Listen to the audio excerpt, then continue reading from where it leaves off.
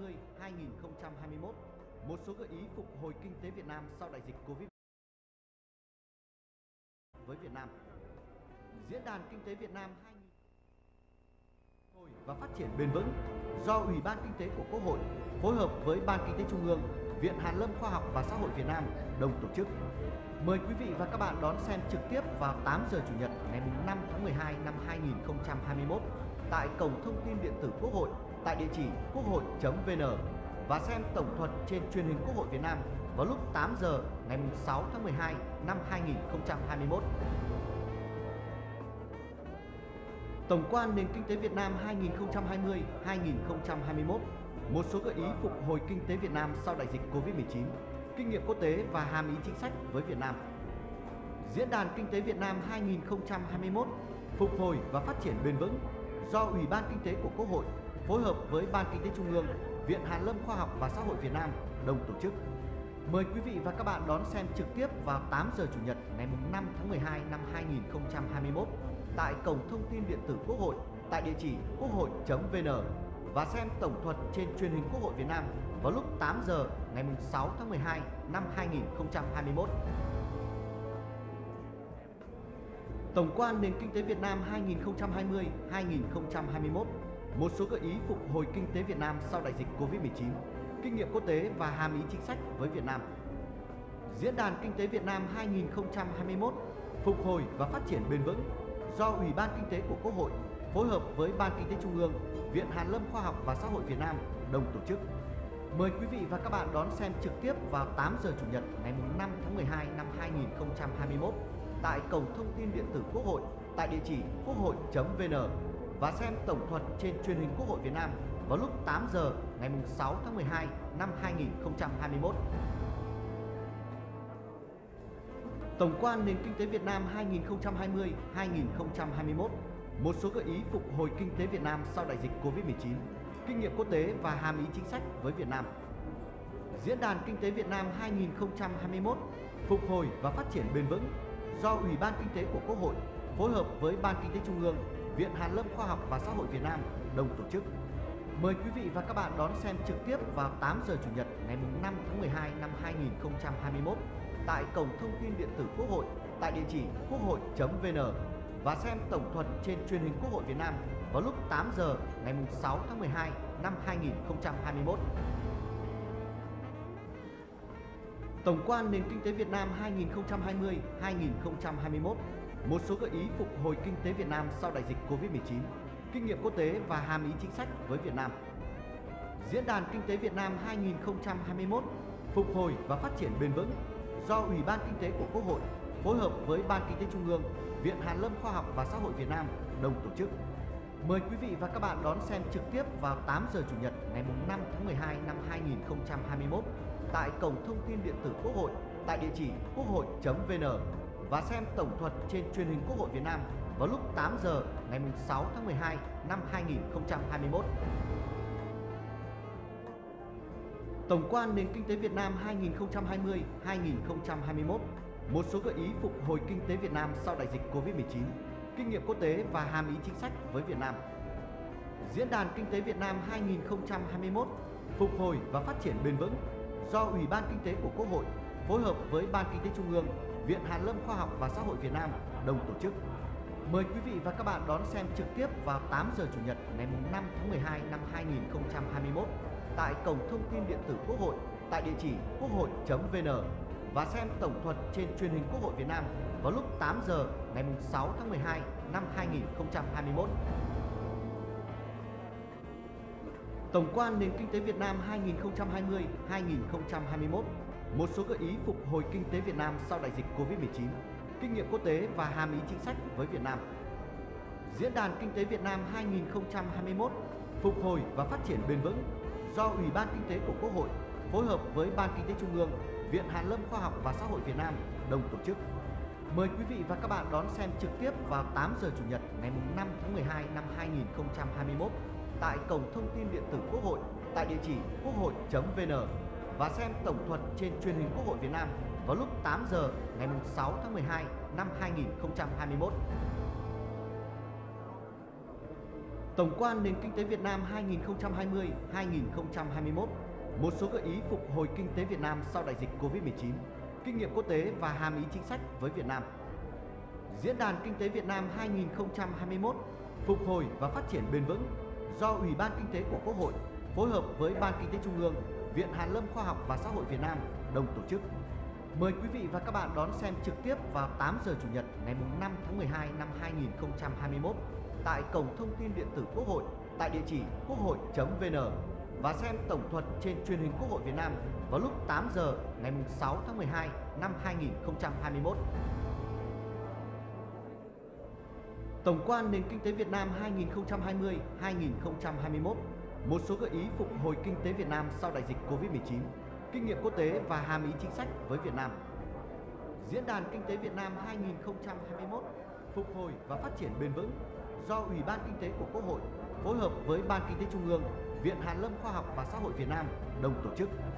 Mời quý vị và các bạn đón xem trực tiếp vào 8 giờ Chủ nhật ngày 5 tháng 12 năm 2021 tại cổng thông tin điện tử Quốc hội tại địa chỉ quốc hội.vn và xem tổng thuật trên truyền hình Quốc hội Việt Nam vào lúc 8 giờ ngày 6 tháng 12 năm 2021. Tổng quan nền kinh tế Việt Nam 2020-2021, một số gợi ý phục hồi kinh tế Việt Nam sau đại dịch Covid-19, kinh nghiệm quốc tế và hàm ý chính sách với Việt Nam. Diễn đàn Kinh tế Việt Nam 2021 phục hồi và phát triển bền vững do Ủy ban Kinh tế của Quốc hội phối hợp với Ban Kinh tế Trung ương, Viện Hàn lâm Khoa học và Xã hội Việt Nam đồng tổ chức. Mời quý vị và các bạn đón xem trực tiếp vào 8 giờ Chủ nhật ngày 5 tháng 12 năm 2021 tại cổng thông tin điện tử Quốc hội tại địa chỉ quốc hội.vn và xem tổng thuật trên truyền hình Quốc hội Việt Nam vào lúc 8 giờ ngày 6 tháng 12 năm 2021. Tổng quan nền kinh tế Việt Nam 2020-2021, một số gợi ý phục hồi kinh tế Việt Nam sau đại dịch Covid-19, kinh nghiệm quốc tế và hàm ý chính sách với Việt Nam. Diễn đàn Kinh tế Việt Nam 2021 phục hồi và phát triển bền vững do Ủy ban Kinh tế của Quốc hội phối hợp với Ban Kinh tế Trung ương, Viện Hàn lâm Khoa học và Xã hội Việt Nam đồng tổ chức. Mời quý vị và các bạn đón xem trực tiếp vào 8 giờ Chủ nhật ngày 5 tháng 12 năm 2021 tại cổng thông tin điện tử Quốc hội tại địa chỉ quốc hội.vn và xem tổng thuật trên truyền hình Quốc hội Việt Nam vào lúc 8 giờ ngày 6 tháng 12 năm 2021.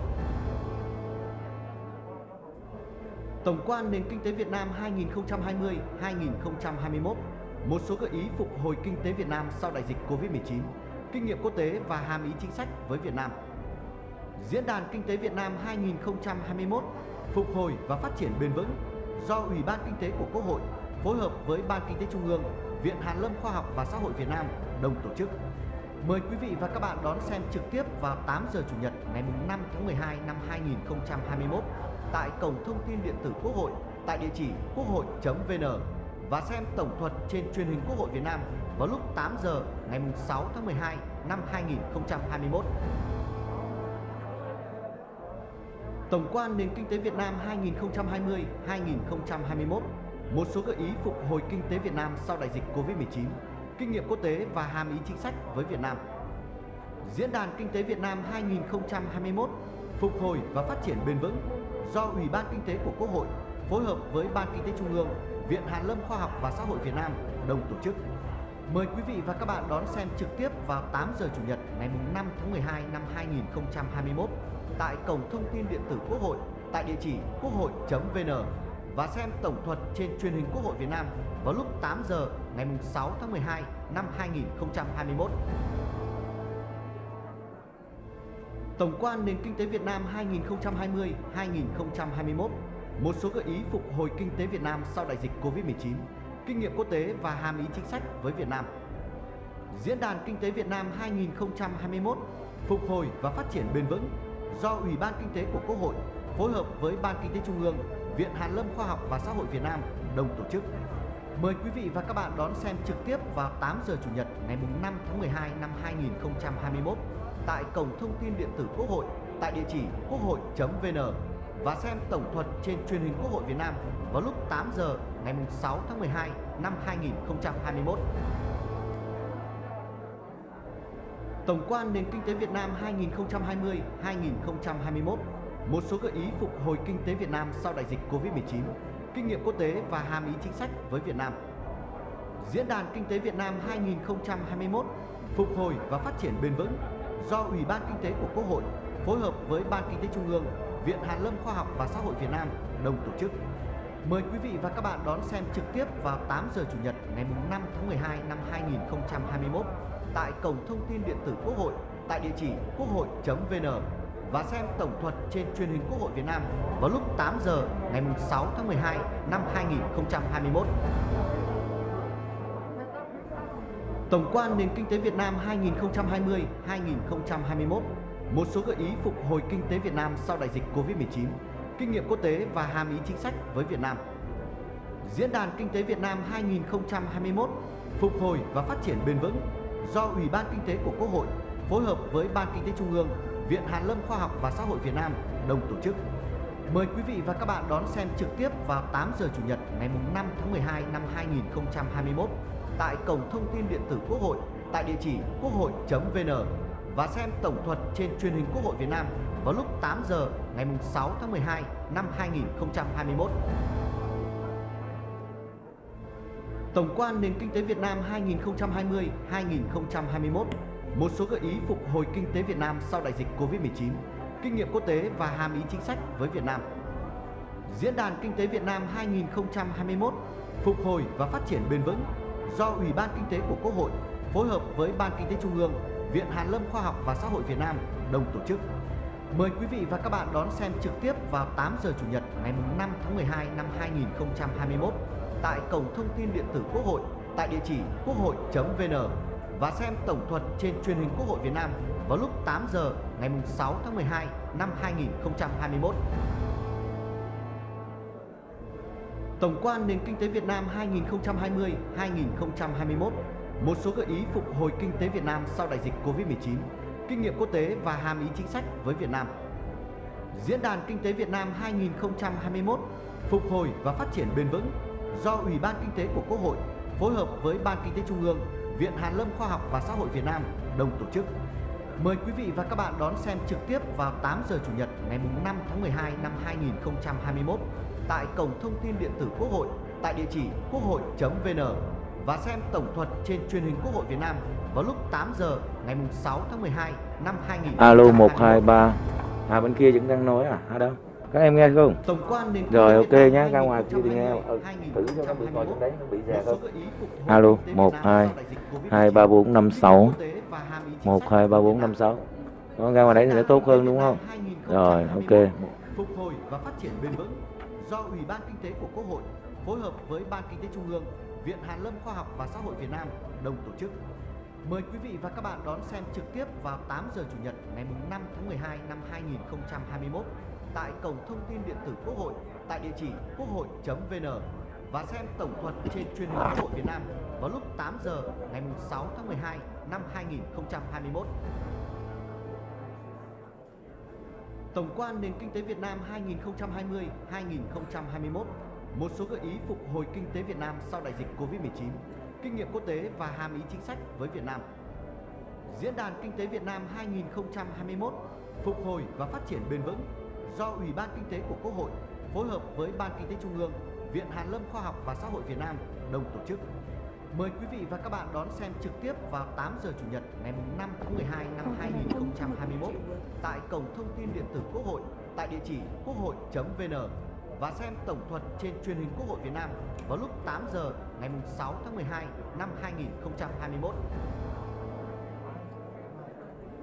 Tổng quan nền kinh tế Việt Nam 2020-2021, một số gợi ý phục hồi kinh tế Việt Nam sau đại dịch Covid-19, kinh nghiệm quốc tế và hàm ý chính sách với Việt Nam. Diễn đàn Kinh tế Việt Nam 2021 phục hồi và phát triển bền vững do Ủy ban Kinh tế của Quốc hội phối hợp với Ban Kinh tế Trung ương, Viện Hàn lâm Khoa học và Xã hội Việt Nam đồng tổ chức. Mời quý vị và các bạn đón xem trực tiếp vào 8 giờ Chủ nhật ngày 5 tháng 12 năm 2021 tại cổng thông tin điện tử Quốc hội tại địa chỉ quốc hội.vn và xem tổng thuật trên truyền hình Quốc hội Việt Nam vào lúc 8 giờ ngày 6 tháng 12 năm 2021. Tổng quan nền kinh tế Việt Nam 2020-2021, một số gợi ý phục hồi kinh tế Việt Nam sau đại dịch Covid-19, kinh nghiệm quốc tế và hàm ý chính sách với Việt Nam. Diễn đàn Kinh tế Việt Nam 2021 phục hồi và phát triển bền vững do Ủy ban Kinh tế của Quốc hội phối hợp với Ban Kinh tế Trung ương, Viện Hàn lâm Khoa học và Xã hội Việt Nam đồng tổ chức. Mời quý vị và các bạn đón xem trực tiếp vào 8 giờ Chủ nhật ngày 5 tháng 12 năm 2021 tại cổng thông tin điện tử Quốc hội tại địa chỉ quốc hội.vn và xem tổng thuật trên truyền hình Quốc hội Việt Nam vào lúc 8 giờ ngày 6 tháng 12 năm 2021. Tổng quan nền kinh tế Việt Nam 2020-2021, một số gợi ý phục hồi kinh tế Việt Nam sau đại dịch Covid-19, kinh nghiệm quốc tế và hàm ý chính sách với Việt Nam. Diễn đàn Kinh tế Việt Nam 2021 phục hồi và phát triển bền vững do Ủy ban Kinh tế của Quốc hội phối hợp với Ban Kinh tế Trung ương, Viện Hàn lâm Khoa học và Xã hội Việt Nam đồng tổ chức. Mời quý vị và các bạn đón xem trực tiếp vào 8 giờ Chủ nhật ngày 5 tháng 12 năm 2021 tại cổng thông tin điện tử Quốc hội tại địa chỉ quốc hội.vn và xem tổng thuật trên truyền hình Quốc hội Việt Nam vào lúc 8 giờ ngày 6 tháng 12 năm 2021. Tổng quan nền kinh tế Việt Nam 2020-2021, một số gợi ý phục hồi kinh tế Việt Nam sau đại dịch Covid-19, kinh nghiệm quốc tế và hàm ý chính sách với Việt Nam. Diễn đàn Kinh tế Việt Nam 2021 phục hồi và phát triển bền vững do Ủy ban Kinh tế của Quốc hội phối hợp với Ban Kinh tế Trung ương, Viện Hàn lâm Khoa học và Xã hội Việt Nam đồng tổ chức. Mời quý vị và các bạn đón xem trực tiếp vào 8 giờ Chủ nhật ngày 5 tháng 12 năm 2021 tại cổng thông tin điện tử Quốc hội tại địa chỉ quốc hội.vn và xem tổng thuật trên truyền hình Quốc hội Việt Nam vào lúc 8 giờ ngày 6 tháng 12 năm 2021. Tổng quan nền kinh tế Việt Nam 2020-2021, một số gợi ý phục hồi kinh tế Việt Nam sau đại dịch Covid-19, kinh nghiệm quốc tế và hàm ý chính sách với Việt Nam. Diễn đàn Kinh tế Việt Nam 2021 phục hồi và phát triển bền vững do Ủy ban Kinh tế của Quốc hội phối hợp với Ban Kinh tế Trung ương, Viện Hàn lâm Khoa học và Xã hội Việt Nam đồng tổ chức. Mời quý vị và các bạn đón xem trực tiếp vào 8 giờ Chủ nhật ngày 5 tháng 12 năm 2021 tại cổng thông tin điện tử Quốc hội tại địa chỉ quốc hội.vn và xem tổng thuật trên truyền hình Quốc hội Việt Nam vào lúc 8 giờ ngày 6 tháng 12 năm 2021. Tổng quan nền kinh tế Việt Nam 2020-2021, một số gợi ý phục hồi kinh tế Việt Nam sau đại dịch Covid-19, kinh nghiệm quốc tế và hàm ý chính sách với Việt Nam. Diễn đàn Kinh tế Việt Nam 2021 phục hồi và phát triển bền vững do Ủy ban Kinh tế của Quốc hội phối hợp với Ban Kinh tế Trung ương, Viện Hàn lâm Khoa học và Xã hội Việt Nam đồng tổ chức. Mời quý vị và các bạn đón xem trực tiếp vào 8 giờ Chủ nhật ngày 5 tháng 12 năm 2021 tại cổng thông tin điện tử Quốc hội tại địa chỉ quốc hội.vn và xem tổng thuật trên truyền hình Quốc hội Việt Nam vào lúc 8 giờ ngày 6 tháng 12 năm 2021. Tổng quan nền kinh tế Việt Nam 2020-2021, một số gợi ý phục hồi kinh tế Việt Nam sau đại dịch Covid-19, kinh nghiệm quốc tế và hàm ý chính sách với Việt Nam. Diễn đàn Kinh tế Việt Nam 2021 phục hồi và phát triển bền vững do Ủy ban Kinh tế của Quốc hội phối hợp với Ban Kinh tế Trung ương, Viện Hàn lâm Khoa học và Xã hội Việt Nam đồng tổ chức. Mời quý vị và các bạn đón xem trực tiếp vào 8 giờ Chủ nhật ngày 5 tháng 12 năm 2021 tại cổng thông tin điện tử Quốc hội tại địa chỉ quốc hội.vn và xem tổng thuật trên truyền hình Quốc hội Việt Nam vào lúc 8 giờ ngày 6 tháng 12 năm 2021. Tổng quan nền kinh tế Việt Nam 2020-2021, một số gợi ý phục hồi kinh tế Việt Nam sau đại dịch Covid-19, kinh nghiệm quốc tế và hàm ý chính sách với Việt Nam. Diễn đàn Kinh tế Việt Nam 2021 phục hồi và phát triển bền vững do Ủy ban Kinh tế của Quốc hội phối hợp với Ban Kinh tế Trung ương, Viện Hàn lâm Khoa học và Xã hội Việt Nam đồng tổ chức.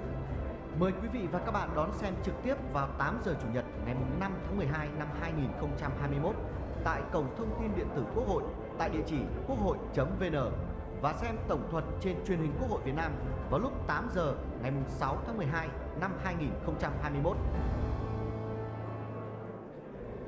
Tổng quan nền kinh tế Việt Nam 2020-2021, một số gợi ý phục hồi kinh tế Việt Nam sau đại dịch Covid-19, kinh nghiệm quốc tế và hàm ý chính sách với Việt Nam. Diễn đàn Kinh tế Việt Nam 2021, phục hồi và phát triển bền vững do Ủy ban Kinh tế của Quốc hội phối hợp với Ban Kinh tế Trung ương, Viện Hàn lâm Khoa học và Xã hội Việt Nam đồng tổ chức.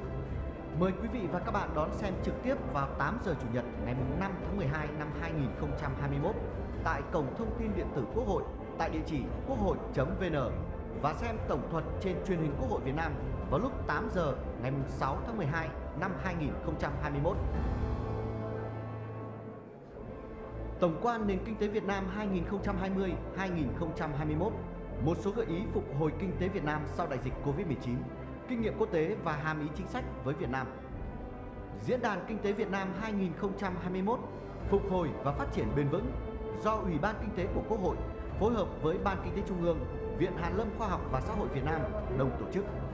Mời quý vị và các bạn đón xem trực tiếp vào 8 giờ Chủ nhật ngày 5 tháng 12 năm 2021 tại cổng thông tin điện tử Quốc hội tại địa chỉ quốc hội.vn và xem tổng thuật trên truyền hình Quốc hội Việt Nam vào lúc 8 giờ ngày 6 tháng 12 năm 2021.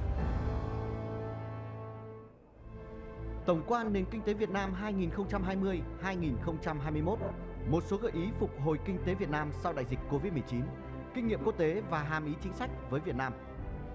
Diễn đàn Kinh tế Việt Nam 2021, phục hồi và phát triển bền vững do Ủy ban Kinh tế của Quốc hội phối hợp với Ban Kinh tế Trung ương, Viện Hàn lâm Khoa học và Xã hội Việt Nam đồng tổ chức.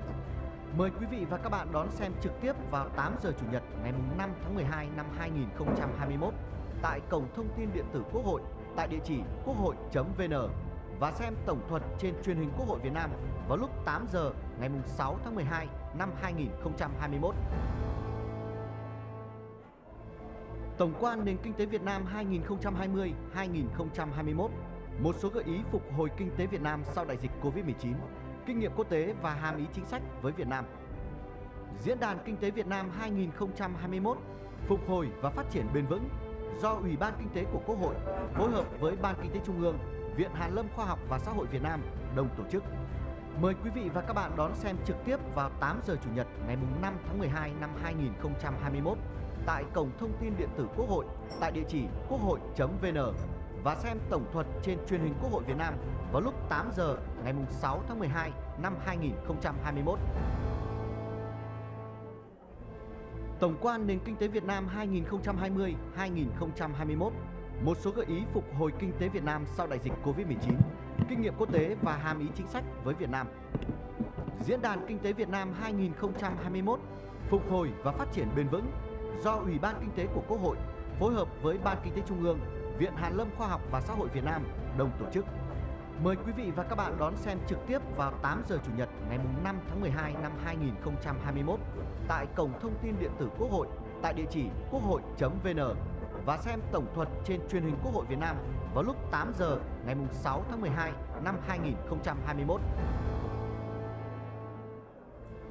Tổng quan nền kinh tế Việt Nam 2020-2021, một số gợi ý phục hồi kinh tế Việt Nam sau đại dịch Covid-19, kinh nghiệm quốc tế và hàm ý chính sách với Việt Nam. Diễn đàn Kinh tế Việt Nam 2021, phục hồi và phát triển bền vững do Ủy ban Kinh tế của Quốc hội phối hợp với Ban Kinh tế Trung ương, Viện Hàn lâm Khoa học và Xã hội Việt Nam đồng tổ chức. Mời quý vị và các bạn đón xem trực tiếp vào 8 giờ Chủ nhật ngày 5 tháng 12 năm 2021 tại cổng thông tin điện tử Quốc hội tại địa chỉ quốc hội.vn và xem tổng thuật trên truyền hình Quốc hội Việt Nam vào lúc 8 giờ ngày 6 tháng 12 năm 2021.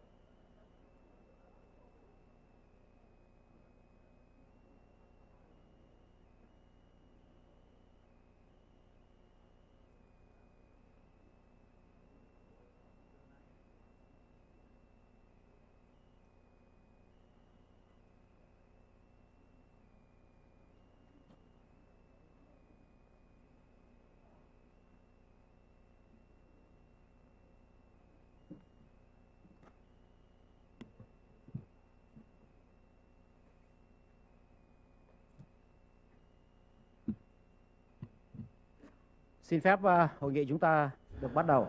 Our forum will begin now. Kính thưa Chủ tịch Quốc hội Vương Đình Huệ, Excellency President of the Kính thưa các National đồng chí lãnh Assembly đạo Vương Đình Huệ, Đảng, Excellencies leaders of the party state VFF, esteemed members, deputies of the Standing Committee of the National Assembly, of the Party Central Committee, of ministries, agencies and localities, international guests, ladies and gentlemen. In implementing the guideline of the Standing Committee of the National Assembly to provide a comprehensive and objective assessment of the Vietnamese economy in 2021, put forth policy recommendations to support the economy to overcome challenges and make necessary preparations to foster recovery, to foster sustainable recovery and development in the coming years. The National Assembly Committee for Economic Affairs is assigned to work with the Party Central Committee Economic Commission and the Vietnam Academy of Social Sciences to organize the 2021 Vietnam Economic Forum under the theme of recovery and sustainable development. Attending today's forum, I wish to cordially introduce and welcome Excellency Vương Đình Huệ, Politburo member, President of the National Assembly, President of this forum. Excellency Trần Thanh Mẫn, Politburo member, Standing Vice President of the National Assembly. Excellency Trần Tuấn Anh, Politburo member, Head of the Party Central Committee Economic Commission. Excellency Nguyễn Xuân Thắng, Politburo member, President of the National Theoretical Council, and Director of the Ho Chi Minh Political Academy. Excellency Lê Minh Khải, Secretary of the Party Central Committee, Deputy Prime Minister. Excellency Nguyễn Đức Hải, Member of the Party Central Committee, Vice President of the National Assembly. Senior General Trần Quang Phương, Member of the Party Central Committee, Vice President of the National Assembly. Also attending today's forum, we welcome members of the Party Central Committee, members of the Standing Committee of the National Assembly, leaders of party committees, ministers, and esteemed delegates from agencies, localities, members of the Ethics Council, a number of committees of the National Assembly. As for international guests, we welcome Mr. Francois Panchaud, Chief Representative of the International Monetary Fund (IMF) in Vietnam. Mr. Andrew Jeffries, Country Director of Asian Development Bank in Vietnam. Mr. Jonathan Pincus, Senior Economic Official of the UNDP in Vietnam. Mr. Jacques Morissette, Chief Economist of the World Bank in Vietnam. Ms. Mashimoto Makiko, experts on jobs of the ILO Asia Pacific branch, and esteemed representatives of representative missions from overseas, staff of international organizations, of ministries, agencies and localities, managers, scientists, experts, economists, attending this forum both physically and virtually. Please welcome Excellency Vương Đình Huệ, Politburo member, President of the National Assembly of the Socialist Republic of Vietnam, to deliver an opening remark and open the 2021 Vietnam Economic Forum. Excellency, the floor is yours.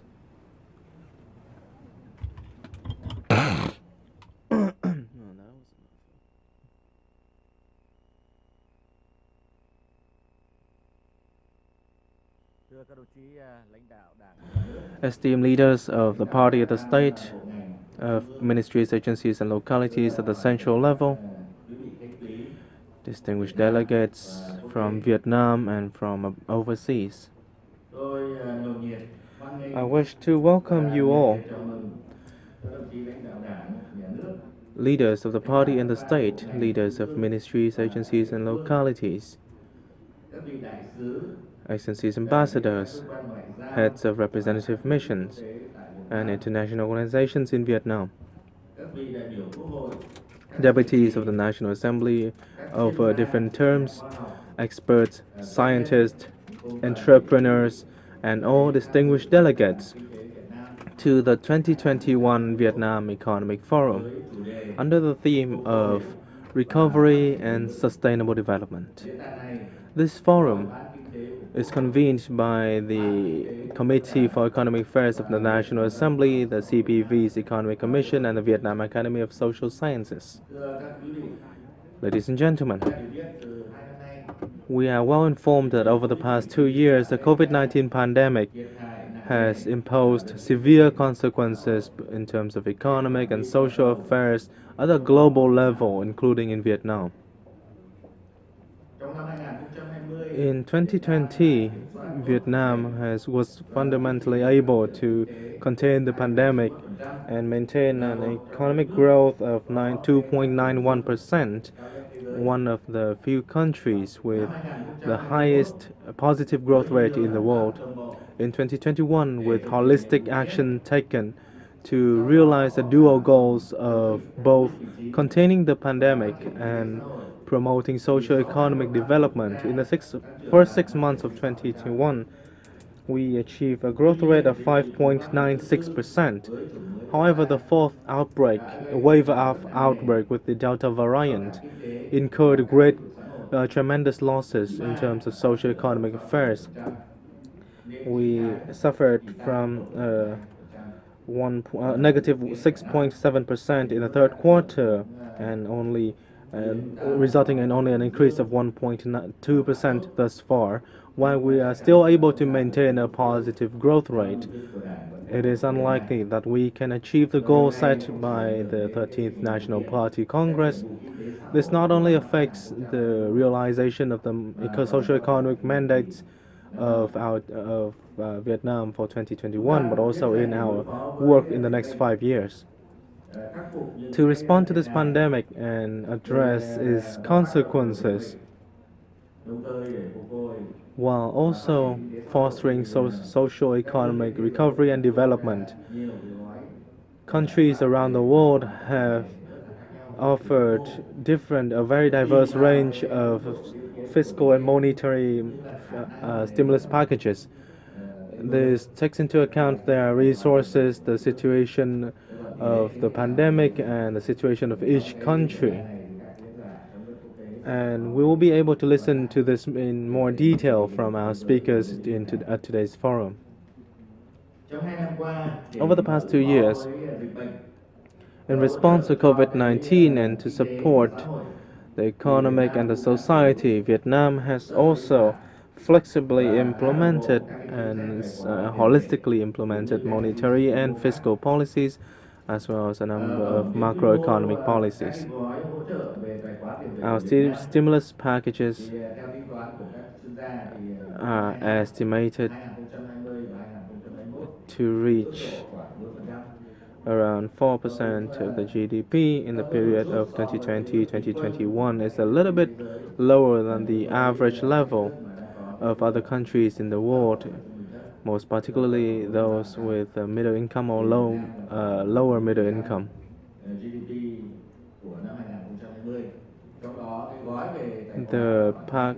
The fiscal policy packages would account for around 2.9%, and monetary stimulus packages would account for 1.1%. The National Assembly has also promulgated resolutions and decrees on finance, on the public loans, and the plan to restructure the economy for the duration of 2021, 2025, and other measures. This is a term that all frameworks and decisions are meant for laying the path for the next 5 years. This is the guideline that was promulgated by the Party Central Committee and adopted by the National Assembly. Before, this process used to take 1 or 2 years, but as of now, we have been able to fully realize all these objectives. The National Assembly has issued a resolution for the government to draft and implement in their capacity a plan to respond to COVID-19 in order to safely and flexibly adapt to novel circumstances while effectively containing COVID-19. We're also drafting a master plan on on economic recovery and development. Resolution of the National Assembly also tasked the government to establish fiscal and monetary stimulus packages in service of this program, of this plan. Such endeavors would allow us to combat the pandemic while fostering economic recovery. And decisions need to be expeditiously made. Ladies and gentlemen, agencies of the government and of the National Assembly have been working very closely over the past months, and tentatively by late December, if we're able to finish the preparations during the frequent meeting of the Standing Committee of the National Assembly, we may consider arranging an irregular session of the National Assembly to take this very urgent and critical issue into consideration, as well as other matters relevant to international concerns and to our people's livelihood. Thus, this forum offers an excellent opportunity for the National Assembly and relevant authorities to listen to the inputs of experts and scientists at home and abroad, Vietnam's development partners, National Assembly deputies over the different terms from our constituents, and so forth, to foster sustainable recovery and development and better allocate and mobilize resources under fiscal and monetary policies at an appropriate scale and ensure the harmonious implementation of these policies to curb inflation, ensure macroeconomic stability, meet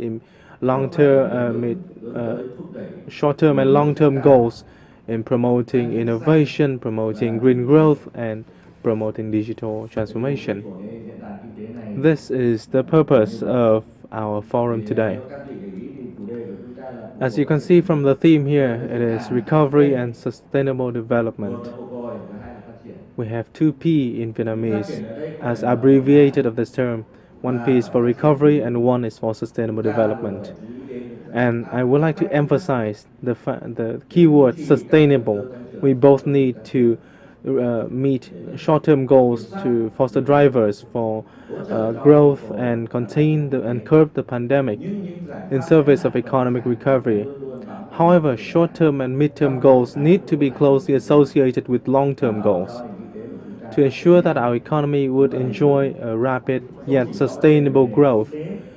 And this falls not just into the economic sphere, but also have to take into account social affairs or environmental protection, macroeconomic stability, curbing of inflation.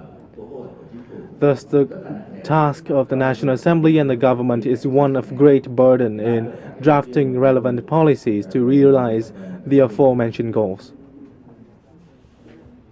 The core focus for our forum today will encompass: first, we will be listening to experts and scientists' position and updates on an assessment on the pandemic situation around the world, and gain the newest information, such as the emergence of the Omicron variant, and we have yet to be certain whether there will be other new variants in the future. We'll also be listening to forecasts on the future growth trajectories, the trend, the development of the pandemic, and the global trends in the time to come.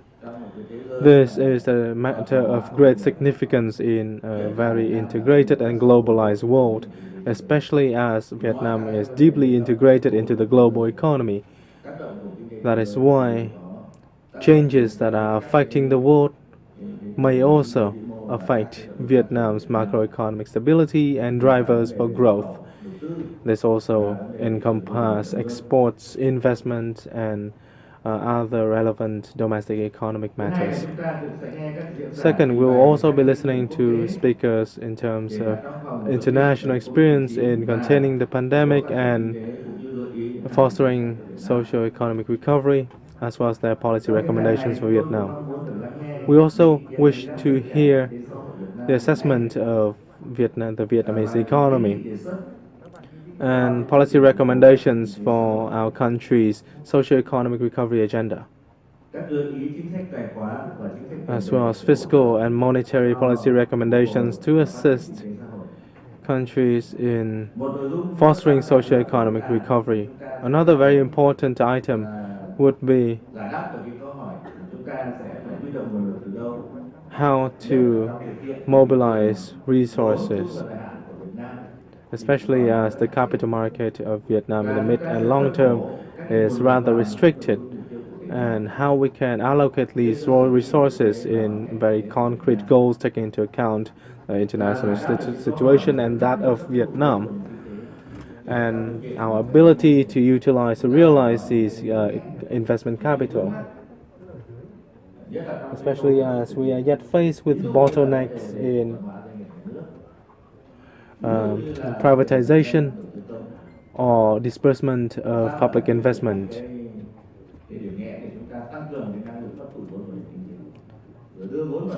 And how we can utilize these capital in the appropriate sectors, ensuring transparency and effectiveness, preventing group interest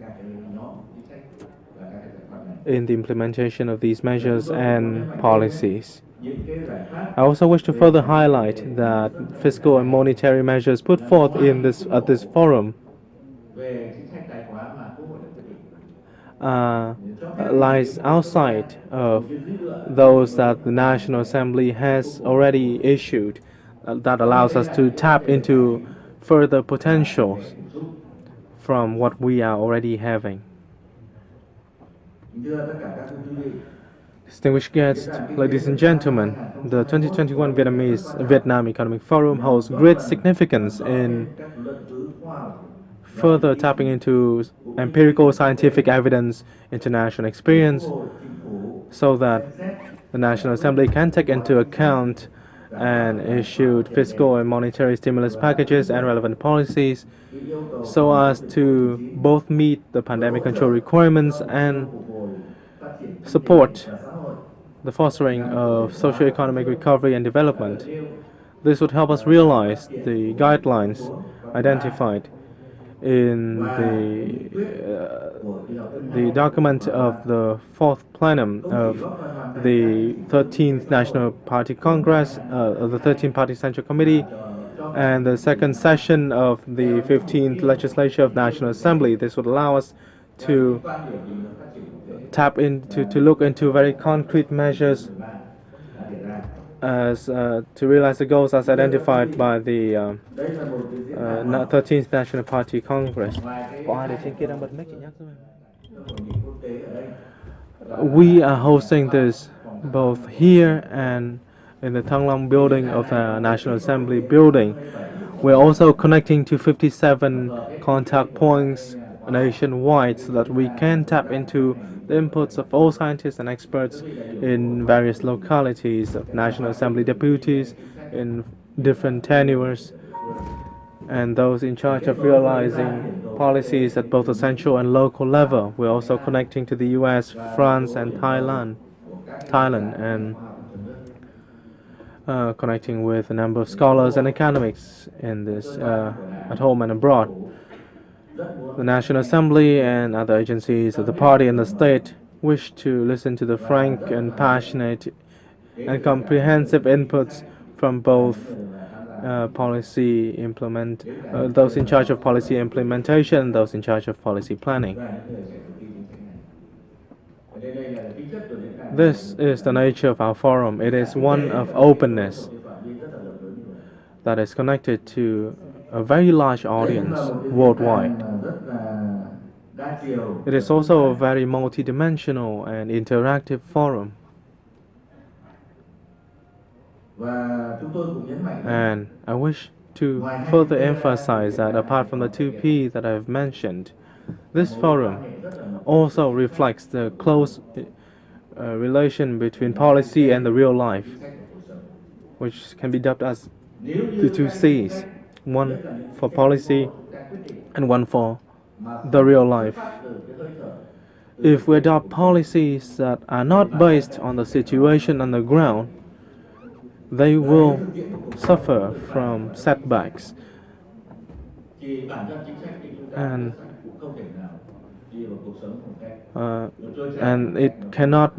these policies cannot be smoothly implemented in our daily life. That is why this forum allows us to establish better connectivity and between in our policy planning work and in our decision-making process. And given the various inputs from scientists, experts, scholars, researchers, managers, the people and constituents,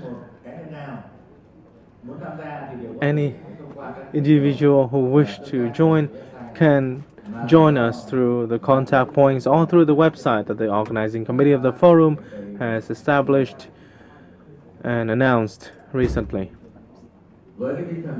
In this spirit, I declare the 2021 Vietnam Economic Forum under the theme of Recovery and Sustainable Development open.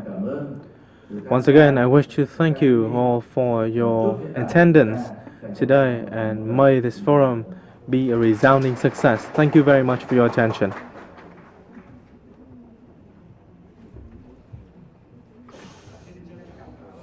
Thank you. Excellency Vương Đình Huệ, Politburo Member, President of the National Assembly. Ladies and gentlemen, according to today's agenda, and this morning we'll be listening to the remarks by and interventions by experts at home and abroad, as well as from representatives of international organizations. And to open, I wish to invite Dr. Cấn Văn Lực, Chief Economist of the BIDV, member of the National Financial Monetary Policy Advisory Group, to represent the expert group of the Standing Committee of the CPV's Economic Commission, to present the intervention on a number of fiscal and monetary policy recommendations to support socio-economic recovery and development. Please stand by.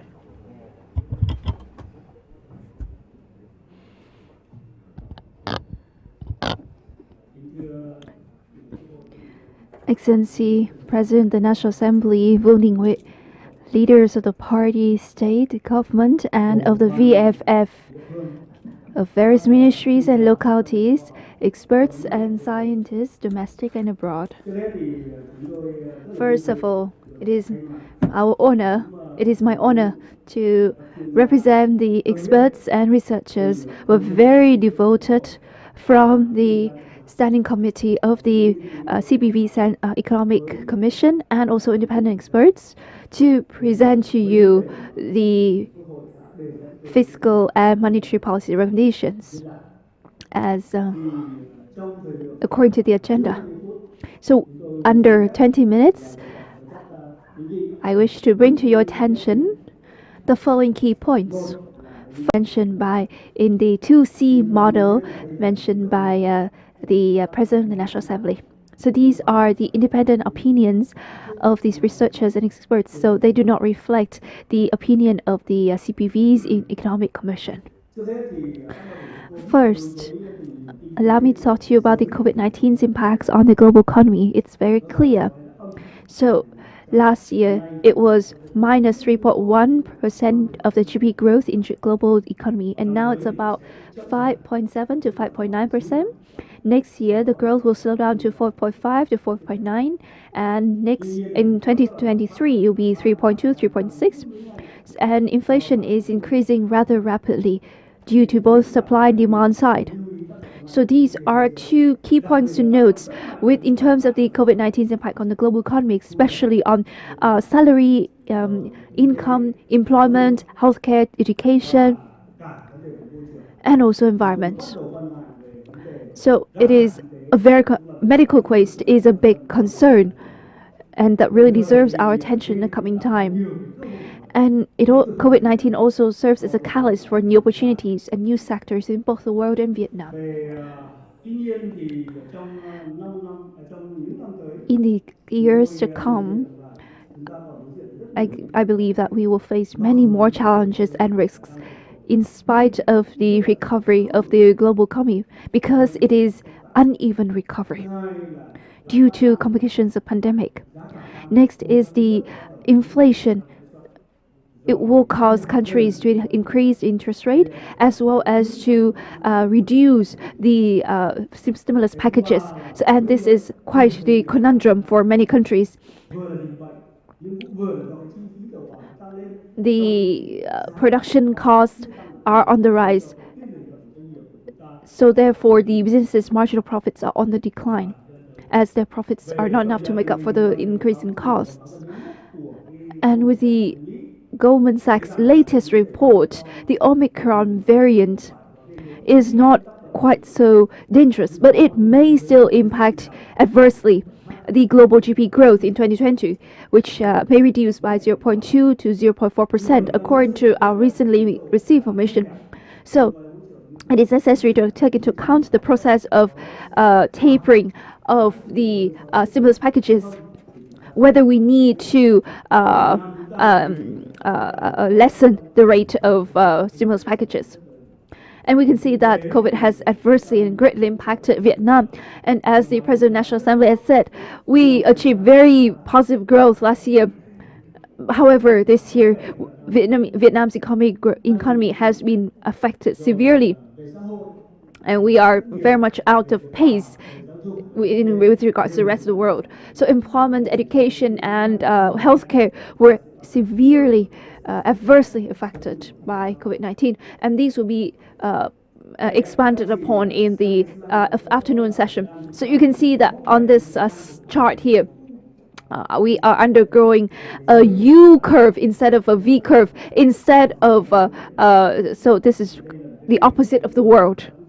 So I think there's something that we need to take into consideration. So if we don't have special stimulus packages, then we will be out of step with the rest of the world, and we will be lagging behind. With regards to COVID-19's impact to economic sectors, there have been many assessments. So we have used a combination of scientific and theoretical basis. So we assess the imports, exports, and the turnover profits of various sectors. Of the sectors account for the most of Vietnam's GDP. And second is the price of the stock. And third is the number of businesses that have to close down temporarily. So you can see that with all these three criteria, we can see that there are 8 sectors that are adversely affected by COVID-19. 3 of them are tourism, transportation, and catering. So those 3 are the most affected by COVID-19. With regards to the prospects of 2022, I think we will see great difficulties in terms of economic situation in Vietnam. Without special programs, special stimulus programs in terms of fiscal and monetary policies, and GDP can only increase by 4 to 4.5% in 2022. We have taken account into various drivers for growth, and we also see that there are new opportunities, such as in a number of fast-growing sectors. So we need to harness these opportunities well. With regards to the second part, that is international experience in pandemic control, I allow me to not go into this too briefly due to time constraint. But there are 6 ongoing pandemic control measures. 2 of them are the most notable. First is about 97% of countries consider COVID-19 as an endemic rather than a pandemic. Second, they carried out a very diverse number of measures: pandemic control, social security, economic recovery and development, as well as sustainable development. With regards to the fiscal and monetary policies, we have used IMF figures until October 2021. So I can see that most countries have put in place great fiscal monetary assistance packages. So the average is about 6 to 10% of GDP with regards to fiscal monetary policy. So they have used both, with fiscal being the main and monetary as a necessary accompaniment. With regards to the scale of Vietnam's assistance packages compared to other countries. So if we compare ourselves to other similar countries, and it's about the same percent of GDP. But if we're comparing ourselves to emerging countries, then they put in place 7.51% GDP in 2020 for fiscal and monetary assistance packages. With regards to the aims of the fiscal policies, we also put in place the same objectives, the same goals, that we want to support people, businesses, and also provide social security. However, what is the difference? There are two key differences. First is in terms of structure of the packages, and second is in implementation. For example, in the scale and structure, they put in place a lot into healthcare infrastructure. And then other countries put less emphasis on tax deferment and postponement. So it only counts about 7%. And then they increase government guarantees for business loans, especially SMEs. So I think this is where Vietnam is having some issue due to the law on the public investment. But I think there's some leeway in terms of at the locality level. With regards to the urgent need to adopt these policies, so I will not go into this again, but allow me to emphasize that if we do not have special stimulus packages, both fiscal and monetary, we will be out of pace, out of step with the rest of the world, and we will not be able to achieve the goals of the 5-year socioeconomic development plan. With regards to fiscal space and monetary space, we have taken into great consideration and done extensive research. There is still fiscal space. It's quite optimistic because over the past few years, we have been doing very well in terms of fiscal space. So I think our fiscal conditions are very stable and are very favorable for us to increase the scale of our fiscal stimulus packages. But after that, we need to control to sustainably manage fiscal policies. With monetary policy, I think the space is less than fiscal space, because our interest rate is already pretty low, and the world is seeing an increase in interest rate. And inflation is on the rise for Vietnam, and bad debts in the Vietnamese banking system is on the rise. However, there is still some direct and indirect measures, monetary measures, so that we can still reduce our interest rate a little bit more. Third is the most important part, that is the policy recommendations for both fiscal and monetary.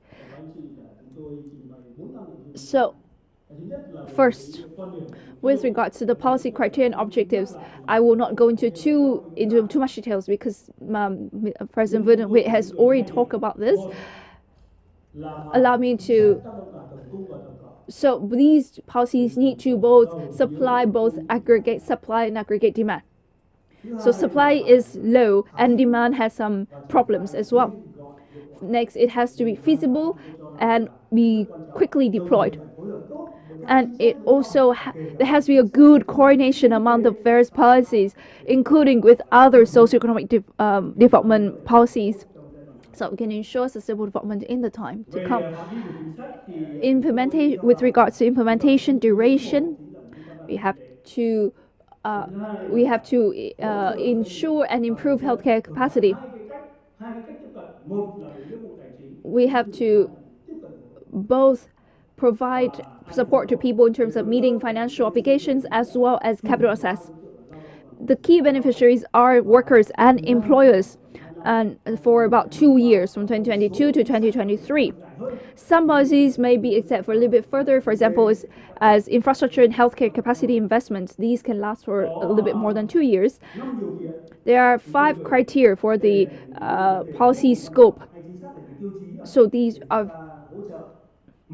first, the companies have to be able to meet certain credit conditions. Then they can assess these packages.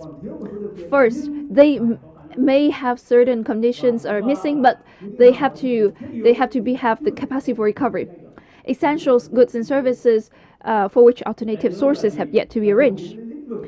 These companies also have to be in priority areas and projects for inclusive and sustainable development, such as healthcare, education, social housing, worker housing, infrastructure, green economy, circular economy, renewable energy. And so the projects that receive stimulus need to be feasible and also have large impact. So the projects that require further capital, more capital, such as ODA projects, also should receive attention and priority. So the projects are divided into 3 phases. First is the activation program. Next is foundation for rapid recovery and acceleration. Last is conclude the program by the end of 2023. So I suggest that these programs should be divided into 3 phases as such. With regard to fiscal support policies, we have had extensive discussions with ministries and agencies in order to come up with this table. I will not go into too much details because these have already provided to you in the documents on your table, but allow me to emphasize on 3 points. First is we propose to reduce VAT either by 1% or 2%. With 2%, we will suffer a loss in terms of budget of 60,200 million Vietnamese dong. Second is that there is SME loan guarantee through foundations for loan guarantees at localities level. And third is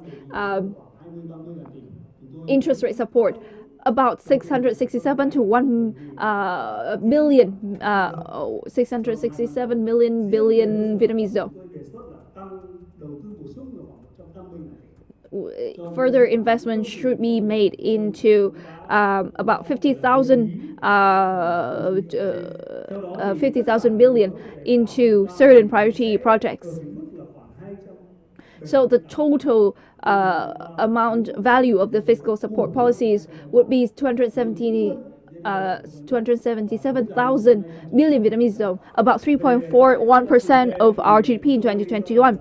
With regards to monetary support policies, we need to continue to implement Circular 14 by June 2022, and it should be extended if necessary. Use open market operations to support credit institutions to maintain low interest rate, but to maintain it at about 0.5 to 1%, as I already said. And also we need, third, refinance credit institutions for housing loans at about at a scale 65 trillion Vietnamese dong.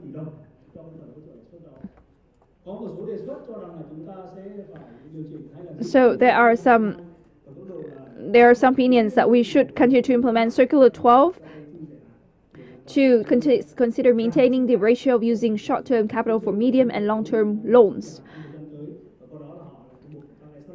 So however, this may require the interest rate to be increased. So we must propose make a proposal to legalize the management of bad debts. With regard to social security, we have had many ongoing policies. We need to maintain them, need to deploy them faster. But allow me to propose two more policies. First, that is support the rent for workers from other provinces to return to four key economic zones for about 1 million per month for a course of 3 months for about 2 million people, and as well as vocational training support. So it is about the total of extra social security stimulus package is about 16,000 billion.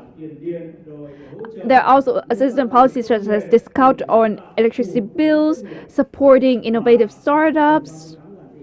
So these are the total about nearly 38,000 billion Vietnamese đồng. So a total of all these policies, assistance, fiscal, monetary, social security, and other policies include, and also SCIC's investment in business.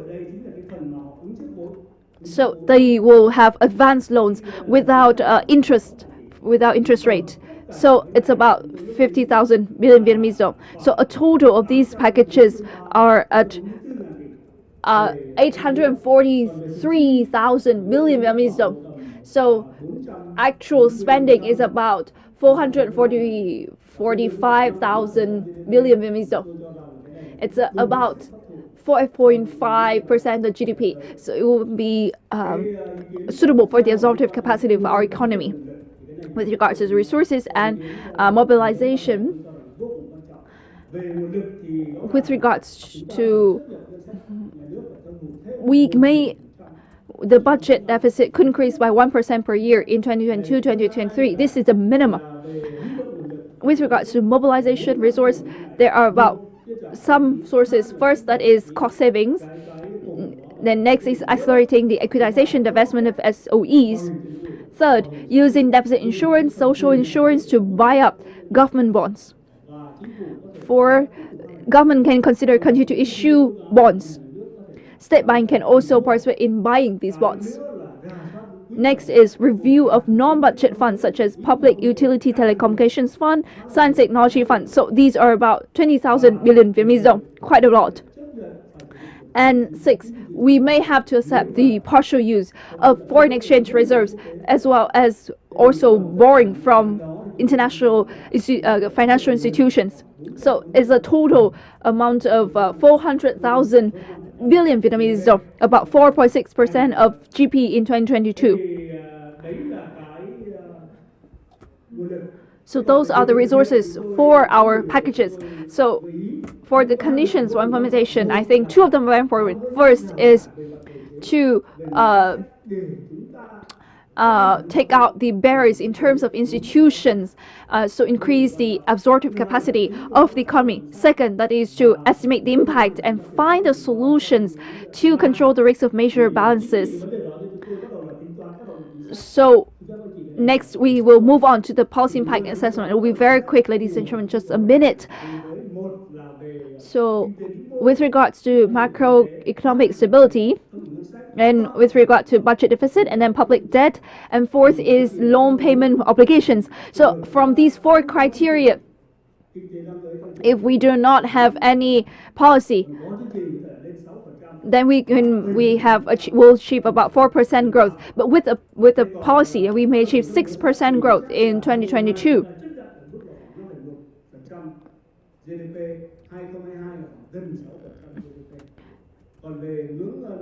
With regards to the state budget deficit as well as impact on public debt, it's still within the safe threshold.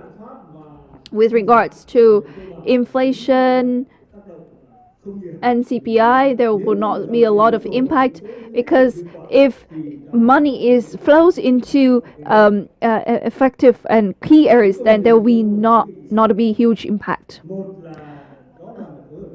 So we need to coordinate policies more seamlessly, because we need to ensure this money supply into the economy to ensure the macroeconomic stability. Second, we have to accept the increase in public debt, budget deficit, debt repayment obligation credit for the next 1 or 2 years. increase the government bond insurance guarantee for the VBSP as well as for other banks. And also, we need to provide solutions to increase capital for banks, state-owned banks, so they can have the finance for the next 2 years. And the implementation is very important because it has to be linked with pandemic prevention and control. We need to harmonize the impacts of various policies. For example, national new rural development, national poverty reduction project, strategy. These all have to be harmonized. Thank you very much for your attention, and look forward to your questions in the Q&A session from now until for the rest of the day. Thank you very much. Thank you, Dr. Cấn Văn Lực, for your very insightful and detailed and comprehensive intervention with very useful fiscal and monetary policy recommendations to support our socio-economic recovery agenda. Now may I invite Mr. Nguyễn Minh Cường, Chief Economist of the ADB in Vietnam, to present his intervention on economic recovery in the post-pandemic era, international experience and policy recommendations for Vietnam. Associate Professor Dr. Bùi Quang Tuấn from Vietnam Academy of Social Sciences, please stand by.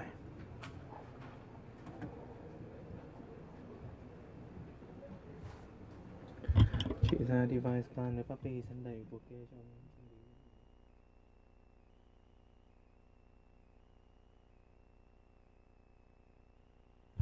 Excellency Vương Đình Huệ, President of the National Assembly, Excellency Trần Tuấn Anh, Head of the CPV's Economic Commission, Director of the Vietnamese Ho Chi Minh Political Academy, distinguished delegates, ladies and gentlemen. My intervention has three parts. The first would be the COVID-19 pandemic's impact on Vietnam.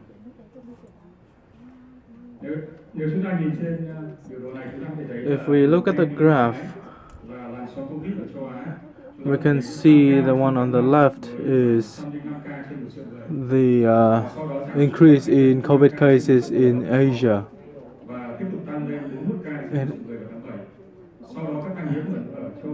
And new cases in Asia started to drop recently. However, it is on the rise in Europe. If we take a look at the graph on the left of the screen, we have a considerably fast vaccination rate.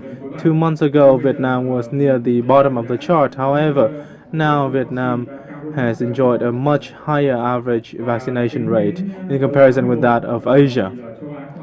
As of early November,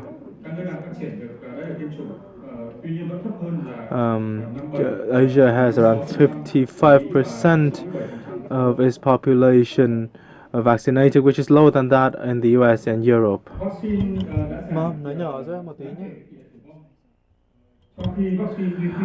The vaccination has allowed us to lower casualty rate. However, it does not.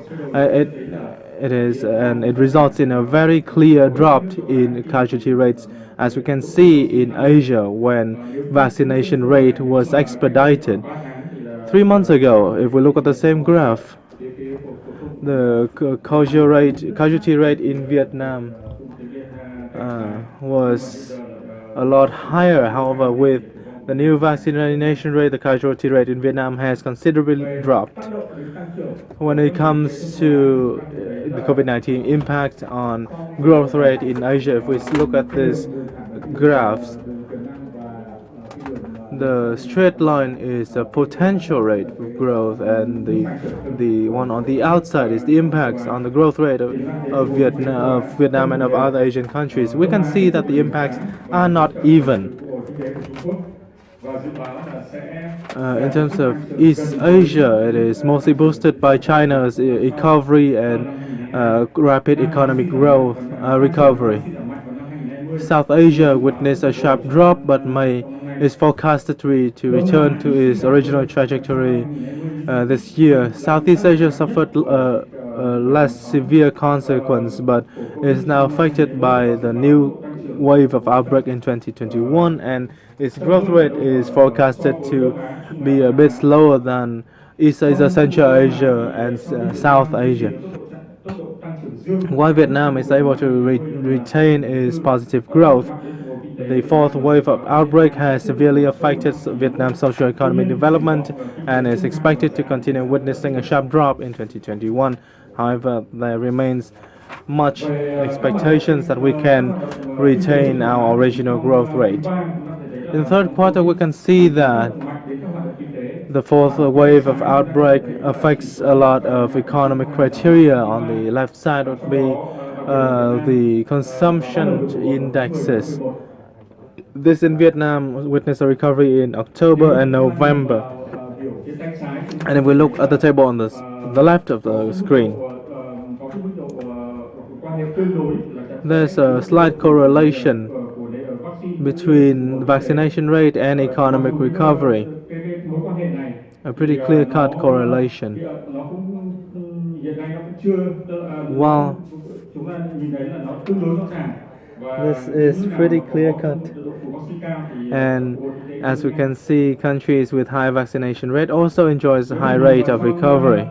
If we look into the financial market on the left side of the screen with the support from fiscal and monetary policies, the region was able to continue maintaining stability in growth rate.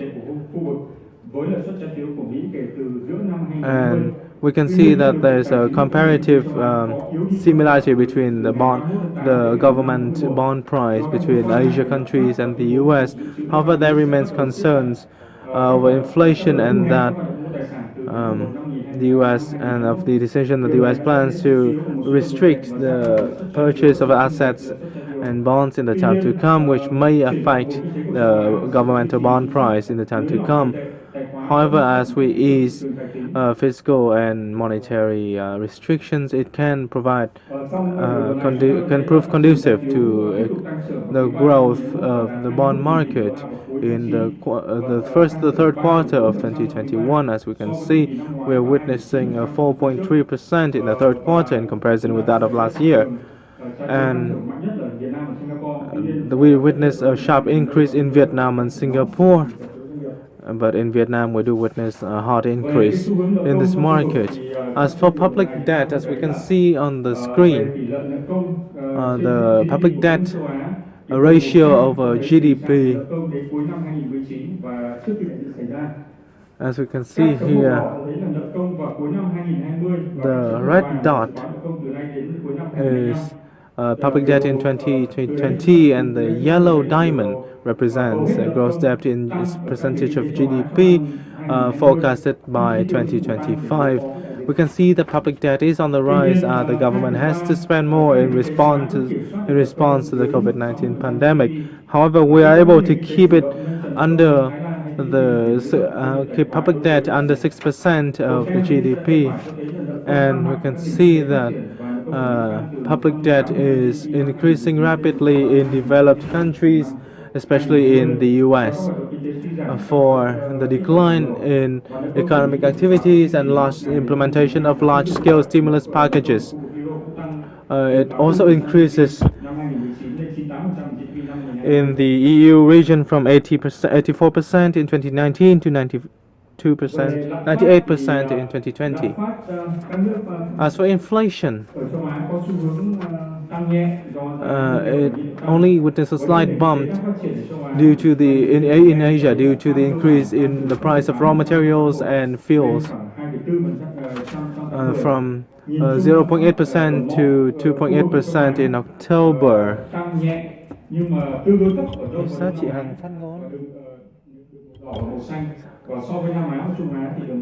And we can see the differences in different regions in Asia as represented on the graph. The primary cause of the increase in inflation in Asia as well as in other regions in the world is mostly due to the increase in price of materials, fuels, and food due to disruption to global supply chains. As for the impacts of COVID-19 on poverty, the COVID-19 pandemic has reversed the achievements of Asia over the past 2 decades. people living in poverty was reduced to by 80% in 2019. Tình trạng nghèo đói tiếp tục giảm xuống 137 năm 2019 và đúng ra là được dự báo And tiếp tục giảm xuống là 101 however, triệu while it is người nếu không có forecasted to nhưng drop có to tiêu cực đến thành quả a much lower rate, but the COVID-19 has posed severe consequences against these achievements. giảm số nghèo đói xuống 104 triệu. Do vậy, Covid đã làm giảm quá trình xóa nghèo ở châu Á chậm lại trong the rate of poverty eradication in Asia has been made slower by around 2 years. các nước trong châu Á. Asian countries are able to maintain expansive monetary policies.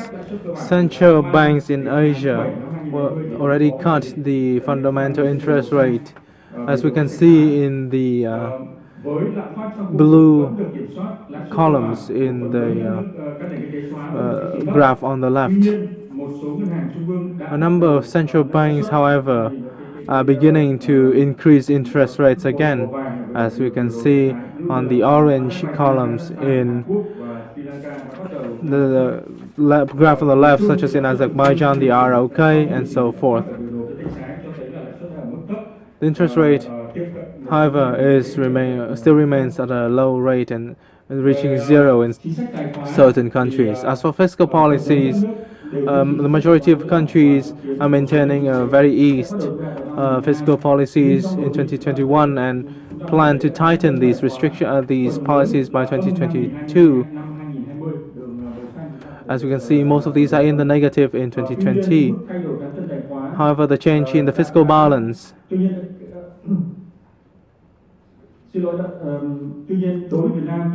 However, for Vietnam, the change in fiscal balance in 2020 is comparatively low in comparison with that of other countries, as we can see in the very small blue column in Vietnam.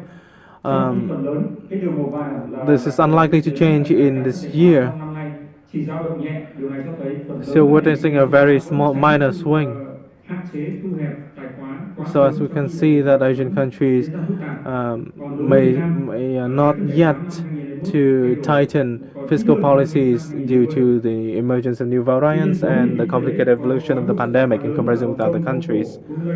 We also see very large stimulus packages from Hong Kong, Mongolia, Singapore, and Brunei, and they are starting to tighten these policies by 2022, as you can see in the blue lines in this graph. As for expenditures in the fields of healthcare and support for income accounts for the large proportion of the stimulus packages, as we can see here in these graphs. However, the expenditure for healthcare and education in Vietnam remains modest in comparison with those of other countries.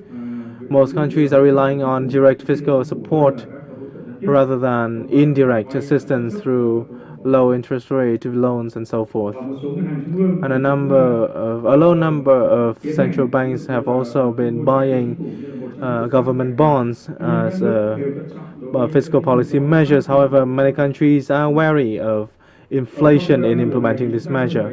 As we can see in this graph,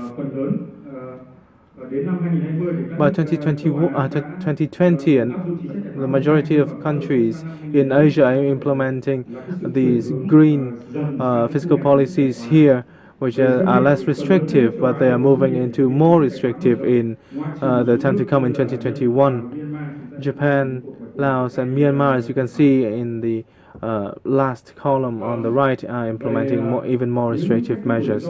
As for the challenges for Asia in 2022, I wish to go over very briefly. The high vaccination rate in Asia has been conducive. However, the new variants will affect our socio-economic development. We're also witnessing uneven economic development, and the price of fuel and materials worldwide will continue to fluctuate.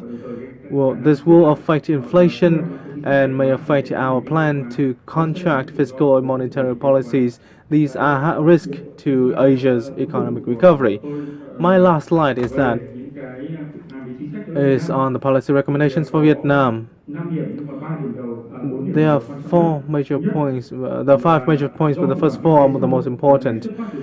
Our socio-economic crisis stems from the COVID-19 pandemic rather than any economic issue. Healthcare measures would be decisive, would play a decisive role, not just for Vietnam and also for other countries. As the pandemic continued to evolve in a complicated manner, space for fiscal implementation in recent years should be maintained, and Vietnam can accept overspending and an increased budget in 2022 to 2023 to ensure a boost to the economy. However, as we gradually roll back these measures, we need to seek measures to reinstate fiscal discipline in the next 3 to 5 years to ensure stability in the time to come. As for the third recommendation, for Vietnam's stimulus packages, we are giving priority to short-term measures and focusing on laborers and businesses, because short-term measures can leave an impact on Vietnam's development potential in the mid to long term.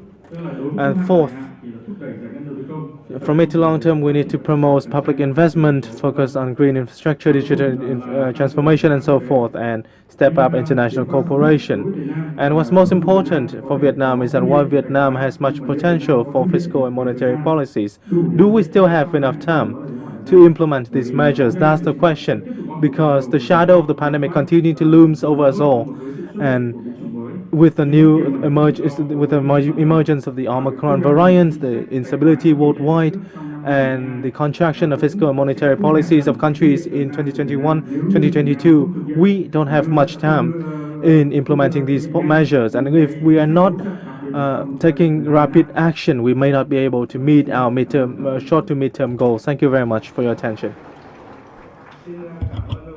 Thank you, Mr. Nguyễn Minh Cương. Your presentation has provided healthcare policy recommendations as well as reasons for the economic difficulties. Next, I would like to invite Associate Professor Bùi Quang Tấn from the Vietnam Academy of Social Sciences to present on economic recovery and sustainable economic development through promotion of digital transformation in Vietnam. Representative, if I may please be ready, for you are next up. Mr. Excellency Vương Đình Huệ, President of the National Assembly of Vietnam, Excellency Mr. Trần Tuấn Anh, Head of the CPV's Economic Commission, Mr. Nguyễn Xuân Thắng, Head of the Central Theoretical Commission, President of the Ho Chi Minh Academy of National Politics. We have already provided a copy of our research to the organizing committee and has been included in the documents of the forum. So as I only have 15 minutes, I will not go into details what I've already said in my research, but allow me to go into the key issues and challenges that Vietnam is facing. First, allow me to talk briefly about the economic situation in Vietnam. So GDP of the 3 quarters of recent years, so 2021 is the lowest thus far, and it is because of the 4th outbreak of COVID-19's impact. But what I want to emphasize here is that we need to look at the long period of 30 years of đổi mới reforms. So you can see that the impact of COVID-19, it caused our economy to grow at the lowest rate, even if we're to compare to the Asian financial crisis in 1997 and the global financial crisis in 2008. So the crisis comes from non-economic causes, that is the pandemic. It has even more severe impacts than the crisis caused by financial problems. in spite of the positive signs of recovery, for example, industrial production index has increased in November. Also, the number of newly established business enterprises also increased. The number of workers has also increased by 3.3% over the same period last month. However, and also with import and export activities have also seen increased turnovers, and these are important pillars of our economy. FDI is also seeing positive signs because we have attracted 26.46 billion US dollars over 11 months. So these are the pillars that we count on for economic recovery. But the key issue that I would like to highlight on, that is the situation of our businesses. So in the number, we still see a 27.1% increase over the year of enterprises in temporary halt of production. And the number of businesses about to be dissolved is also on the rise. So in spite of the implementation of the resolution number 128 on safe and flexible adaptation, effective control the COVID-19 pandemic, we still see certain issues with regard to our recovery. That is, we have not been able to ensure safety and containment, especially with the emergence of Omicron variant. The number of new cases in various localities is still also on the rise. So these are very concerning threats posed to economic recovery. Second is the disruption in the supply chains. So if with the emergence of Omicron variant, we have to put in place certain measures to control the contagion. So will the measures to address the disruption in supply chains, will they still be continue to be implemented at the rates that we are at the right pace? So these are very concerning issue. Third, enterprises face serious lack of capital. So even if we reduce the taxation, so what they need is the resources for their production activities. So many businesses no longer have the capacity for collateral to put up enough collateral for loans assessed. So if we're talking about support policies, I think we need to look at the bottlenecks of development.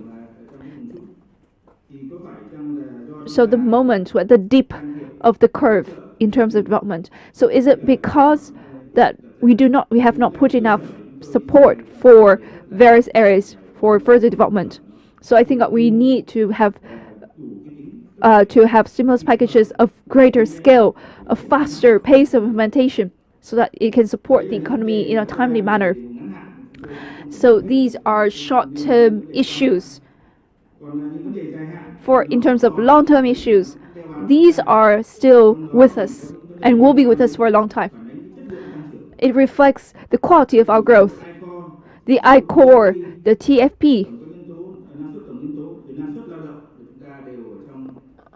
of Vietnam, if we're to compare to other regions, then it is low.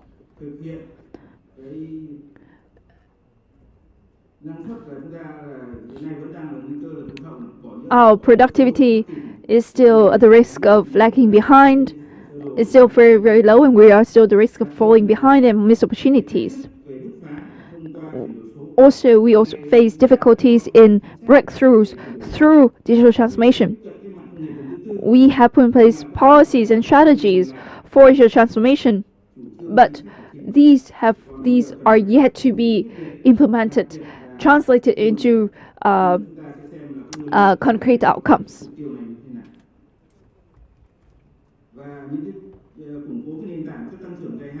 We need to consolidate the foundations for long-term development, such as encouraging innovation and training of retraining and training of high-skilled laborers, attracting intellectuals. Another pillar for long-term growth is the green growth. We need to implement the strategy for green growth for 2021-2025. So far, we have only been able to make some headways with reduced emissions, but we have not been able to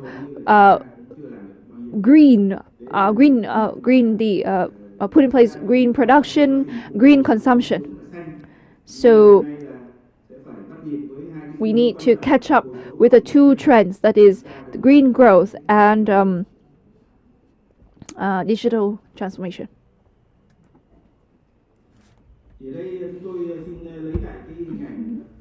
So allow me to bring to attention the graph from IMF.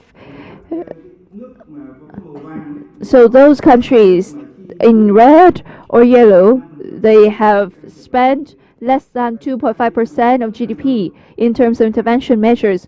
So the richer the countries, they have support policies that are worth more in terms of GDP. So we have not put in place enough support and stimulus packages. So that's why it is still very low. So we have not yet escaped from average growth. So these are the issues that we're facing at both the short term and the long term. And allow me to compare the growth quality of Vietnam's economy from 2016 to 2020. So we see that there's not much improvement in terms of growth quality. With regards to 2020, the growth quality of Vietnam's economy has dropped to 37%. So it is a great challenge for us. Next is labor productivity. We are still lagging behind in terms of labor productivity increase. So Vietnam's labor productivity is about 7.64% of Singapore's productivity, about 20% of Malaysia's, about nearly 40% of Thailand's productivity level. Philippines is our closest competitor, then we are only about more than 50% of the Philippines productivity level. So if our labor productivity still shows so much lag, then it is a major concern and a bottleneck for our economy, especially when we're talking about long-term growth. Next is Vietnam's competitiveness. We are using the results of the figures from the World Economic Forum on talking about Vietnam's competitiveness, and in comparing it in the two periods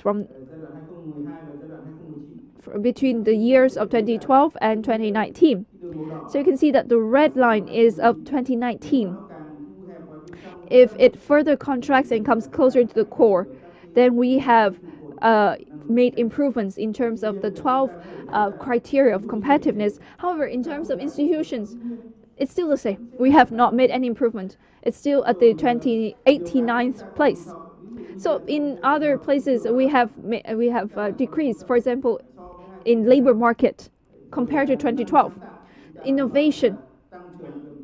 We always talk about innovation is a driver of economic growth. We still see so much lagging behind in comparison between 2012 and 2019. So we are facing a lot of challenges if we are talking about growth based on innovation and science and technology developments. And then we are comparing our competitors to other ASEAN countries. Vietnam, the red line is more or less shows that we are in the outer area, that is Vietnam. We're still losing compared to other ASEAN countries. The investment rate of national budget in science technology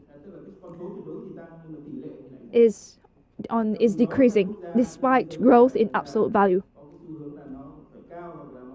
So it should be on the rise instead of going down. So for investment, public investment, research and development is also on decreasing. 2017 it's 0.8%, but in 2021 it has dropped down to 0.44% of GDP. And if we're to compare it to 2012, it's still the same. So we cannot say that we rely on the growth of R&D and innovation for economic growth. And we're comparing Vietnam to other countries in regions such as India, Thailand, Malaysia, middle-income countries, then China and Japan.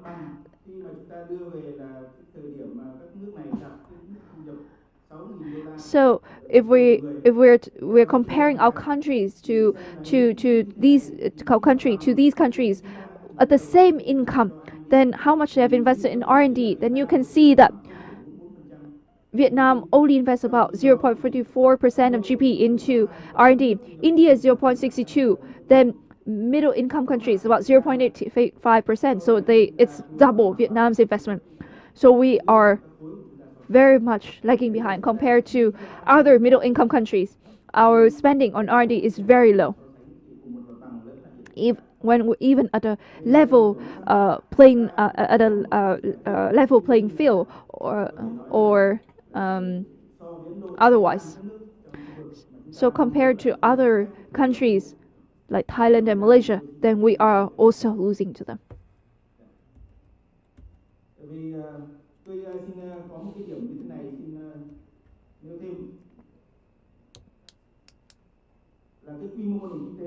The scale of digital economy of Vietnam. So we may be losing to other countries in terms of competitiveness, but in terms of digital economy, we have great potential for breakthrough here. So you can see that from 2021 it's 21 billion USD, but by 2025 we will be at about the second place if it still continues to grow at the same rate. So we may lose in other areas, but digital economy provides a growth opportunity for Vietnam to narrow development gap. And in terms of conclusion, allow me to put forward some solutions. So Vietnam's economy is out of pace in terms of growth compared to with the rest of the world. So if these are attributed to medical measures due to the small-scale intervention policies, and we need to reconsider the scale and then the beneficiaries, as also the implementation of these stimulus packages. So I think that the support package must be of the right size. It should be about 6 to 8% of our GDP, and it should be some direct expenses must be made into healthcare, into social security, to those directly affected by COVID-19, including businesses and workers. And our support packages must focus on both supply and demand, support growth drivers as well as. So the Keynes approach is still very much valid. And we also must strengthen the growth drivers such as the digital and the green growth. Also reduce the interest rate and increase the money supply at a reasonable rate in order to avoid inflation. Our demand is still very low, so there's still space for some increase in terms of money supply. We need to also continue to reduce interest rate. With regards to fiscal policy, we need to spend more in healthcare, social security, including housing, credit guarantees for SMEs, support in interest rate, and reduction of taxation is more important than deferment and postponement. For some businesses that are struggling to survive, postponement deferment of taxation is not enough. There must be reduction of tax, increase public investment. We must be careful with regards to how we inject capital into the market. It should not go into the bond market or real estate or stock market. Must step up digital transformation, especially in the among the enterprises, as this is the golden opportunity for Vietnam to catch up. So we need to step up public investment into material investment into human resources, into institutional improvement, especially institutions encouraging R&D and innovation. So there has to be a post-inspection. I think that some of these mechanisms are still not very conducive to the growth of R&D. There must be more coordination and connection with domestic and foreign actors to train workers and attract intellectuals and elites, so that we can increase the capacity of digital citizens, of digital government, digital economy, and digital society. So Darwin said that it's not the smartest or the strongest that survive, but the one best at adaptation. So I think we have come to a moment where we have to make drastic changes, rapid changes, transformations in order to adapt to the rapid changes in our world in order to survive and grow sustainable in the time to come. Thank you very much for your attention.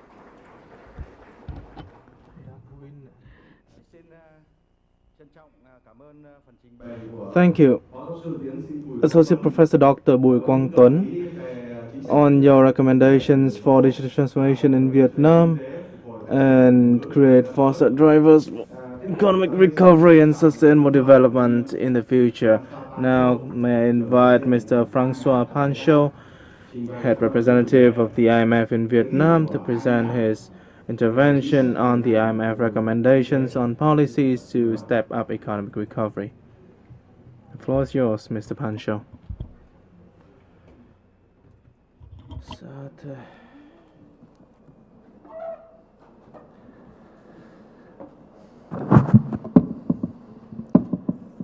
Chairman Von Ding Wei, Chairman Tran Tuan Han, and Chairman Nguyen Xuan Tang. Thank you very much for the opportunity to speak today. Dear distinguished guests, it's a pleasure to be here today to discuss global economic development, the outlook, and policy recommendations for Vietnam. Let me give you the bottom line first. There are signs of economic recovery in Vietnam despite the ongoing outbreak. Vaccination and strengthening the capacity of the healthcare sector is critical to further normalize economic activity. Timely, temporary, and targeted fiscal support is needed to strengthen the recovery and reduce economic scarring. And then decisive structural reforms are needed to raise productivity, which is key to supporting long-term growth. Now let me first summarize quickly the latest regional economic outlook, as Vietnam's economic outlook is critically dependent on what goes on in the rest of the world. So as noted in our latest outlook, COVID-19 has taken a turn for the worse in some parts of the world, including in Asia, and the global economy is projected to grow by 5.9% in 2021 and by 4.9% in 2022. the Asian outlook for 2021 has been downgraded by more than 1 percentage points to 6.5% compared to the April outlook because of new COVID outbreaks. And as vaccination rate accelerates, the region is expected to grow slightly faster than we expected in 2022. But the main point of the slide really is that overall global growth is expected to remain supportive of Vietnam's economic recovery. But let me add that the projections are subject to high uncertainty regarding the emergence of new outbreaks, new variants, supply chain disruptions, and inflation, a shift in financial conditions, and risks of rising financial distress as balance sheet deterioration is recognized after regulatory forbearance is gradually lifted.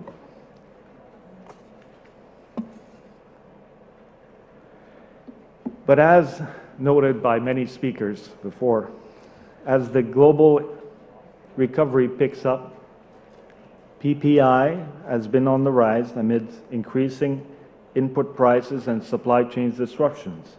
In fact, many countries have experienced a surge in inflation, including the US, Europe, and many more.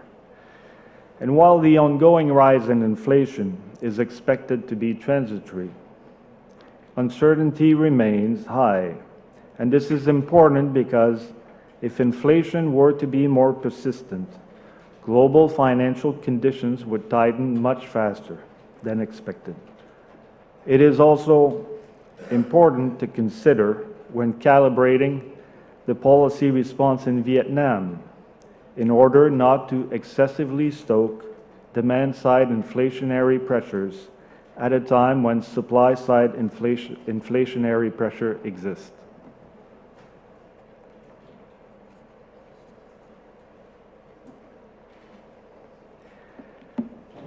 Going back a little bit on the projection. The 2021-2022 growth outlook divergence between Asian advanced economies and emerging markets is deepening, reflecting vaccination coverage.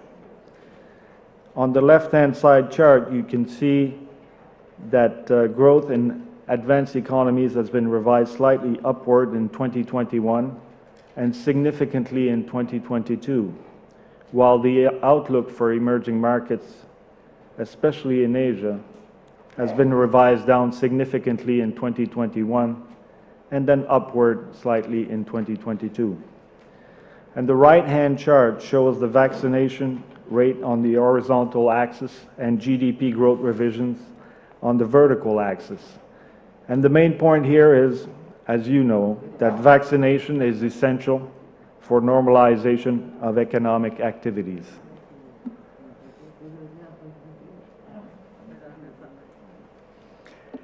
The difference between advanced economies and emerging markets growth outlook also reflect policy support, and medium-term output levels in emerging market and developing economies are expected to remain below pre-pandemic trends.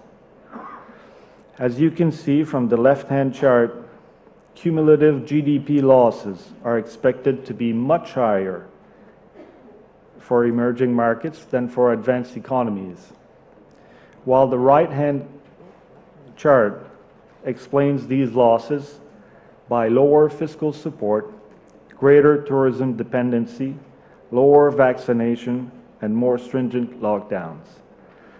And note that while the medium-term growth in Vietnam remains positive, the level of economic activity in Vietnam has been revised down, as in emerging markets, and we will discuss later policies that may mitigate the medium-term impact on the economy.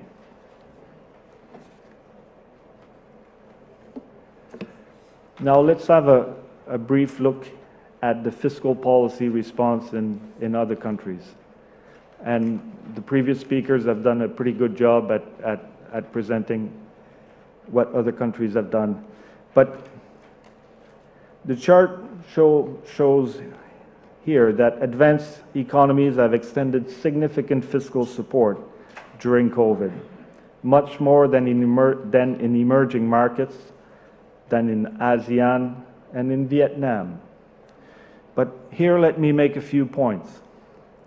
First, the size of the fiscal support provided in advanced economies may not be appropriate for other countries, including Vietnam. And second, and perhaps more importantly, the policy support should be calibrated based on COVID and economic developments. Strict containment measures and lockdowns should be accompanied by broad policy support in affected areas. Timely, targeted, and temporary support should be provided to the hardest hit households and firms when the economy reopens, as is the case of Vietnam. And finally, as the recovery gets firmly underway, the emphasis should be on achieving sustained, inclusive growth and fostering resilience. The chart here also shows that Vietnam has relied much less on cash transfers and foregone revenues than other countries, and much more on tax deferrals. And while tax deferrals have provided liquidity to some firms, they've likely become less potent as the extent and duration of the COVID shock is longer. And this shortcoming of tax deferrals is likely the reason why other countries have not relied on tax deferrals as much as Vietnam.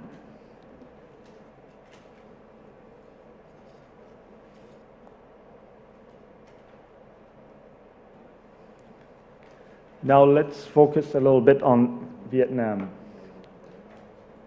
And I'm going to skip through these slides very quickly.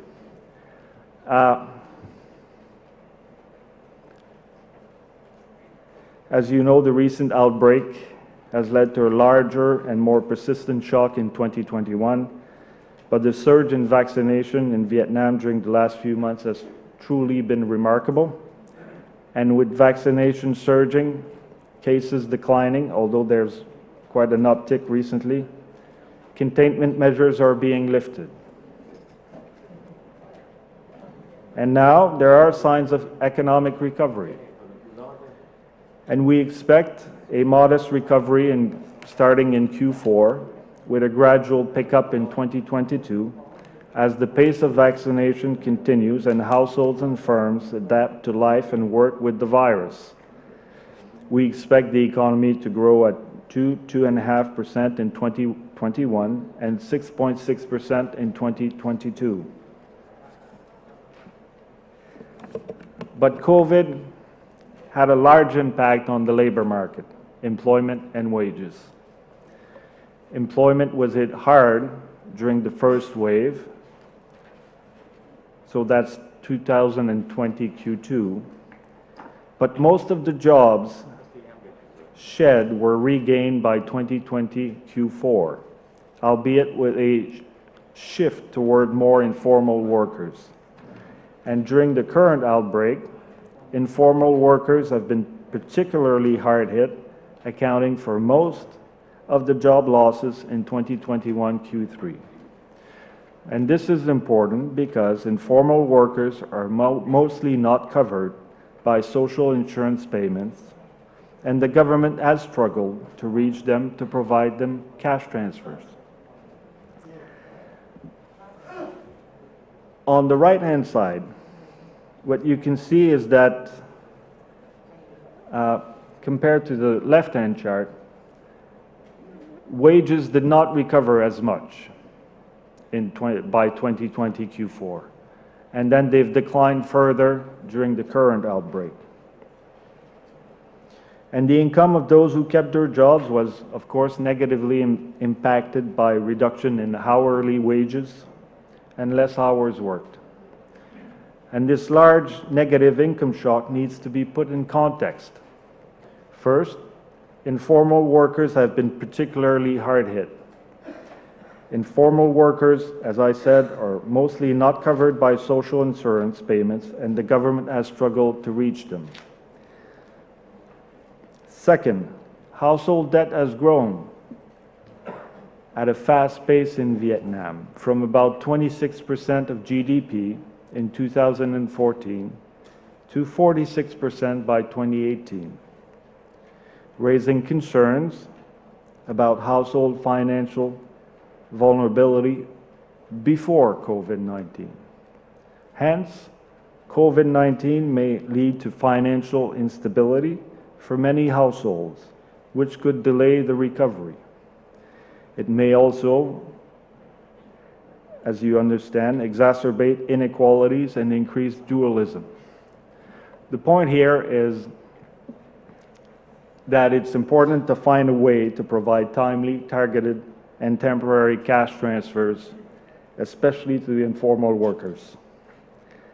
Let me say here that Cambodia has been able to set up such a system, as well as the Philippines. Let me now say a few words about the impact of COVID-19 on businesses. On the left-hand chart, what you can see is profitability by size of firms and ownership. And so before COVID, firms in Vietnam were typically less profitable than in the region. And then on the right-hand side, you see leverage ratios. And here what you can see is that big firms in Vietnam are more leveraged than in regional peers. And so given these conditions prior to the pandemic, many firms have faced difficulties during outbreaks, especially SMEs. And the number of firms suspending operations and completing dissolutions has increased, and NPLs have also increased. This would, again, call for timely, targeted, and temporary government liquidity support to firms, especially SMEs, to help employment and avoid further economic disruptions and scarring.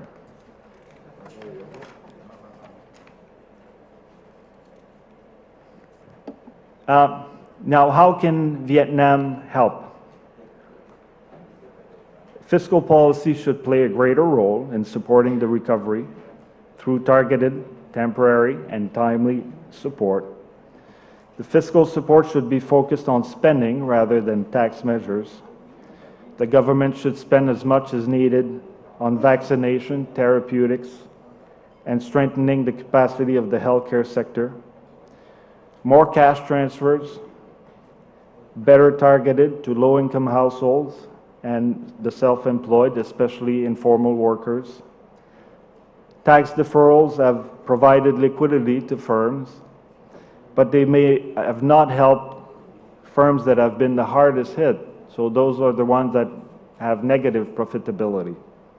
And to help those firms, Vietnam should consider introducing CIT loss carry backwards instead of tax deferrals. So far, public investment has been much weaker than planned, and so scaling up public investment once COVID abates will be important.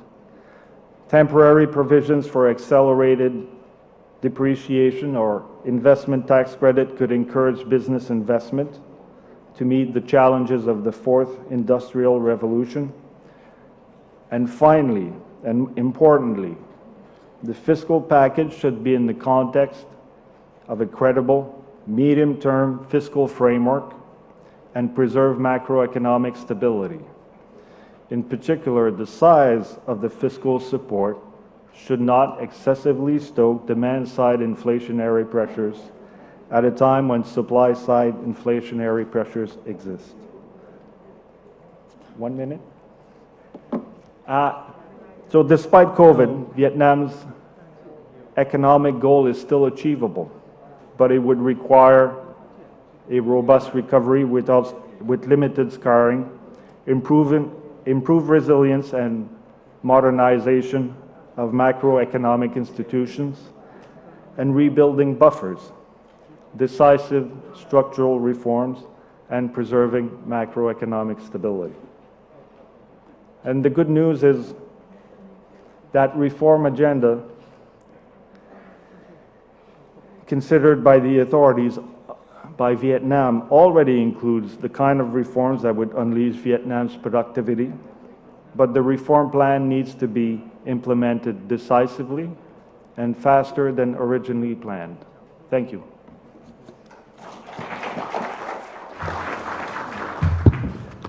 Xin trân trọng cảm ơn ông François Pancho đã có trình bày những rất nhiều kinh nghiệm và những Your very invaluable experience and recommendations in the policies of the National Assembly and the government to foster sustainable socio-economic recovery and growth in the time to come. Now I'd like to introduce Mr. Bùi Nhật Quang from the Vietnam Academy of Social Sciences to moderate the discussion session.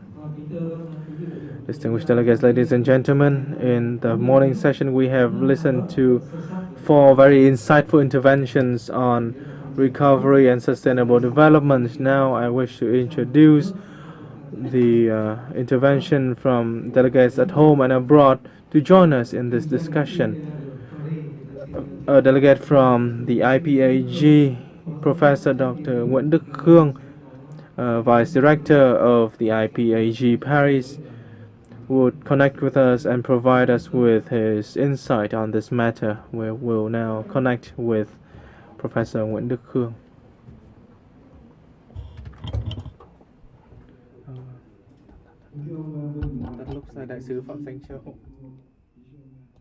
Ladies and gentlemen, President National Assembly, Mr.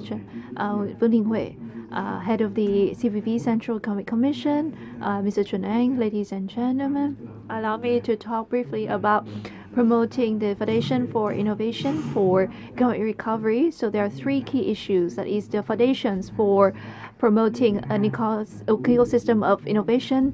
Next is COVID-19 threat to the ecosystem. And third is some policy recommendations to promote the ecosystem of innovation for economic recovery. First, that is the foundations for the ecosystem of innovation. First, there are 2 key questions. That is, why do we need an ecosystem for innovation? First is innovation is a very key element contributing to economic growth through improvement in productivity and effectiveness. And through such improvements, we can produce more goods and services. So at a higher level, we can promote disruptive innovation. We can create a market, value chain, and also competitive advantage that are new. So where are the solutions to promote the ecosystem of innovation? So these are the following. First is we need to increase spending in R&D, invest more in education.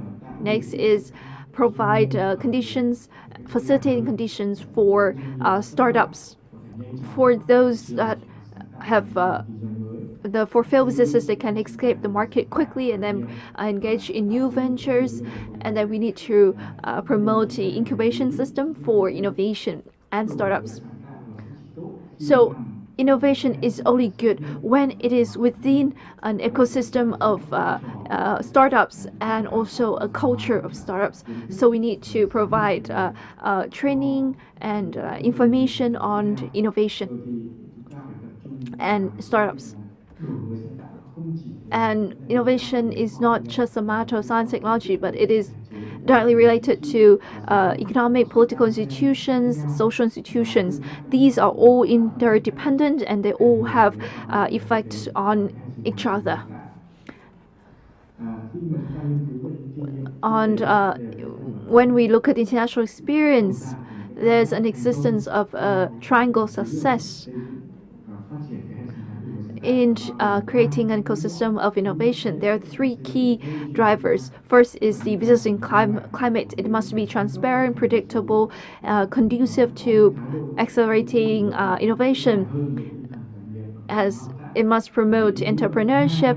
A second pillar is the environment and policy for promoting innovation. So these for building intellectual economic clusters, copyrights, intellectual property, protecting consumers in the cyberspace, and next is the last is the legal frameworks for promoting innovation, for streamlining procedures for startups, for example.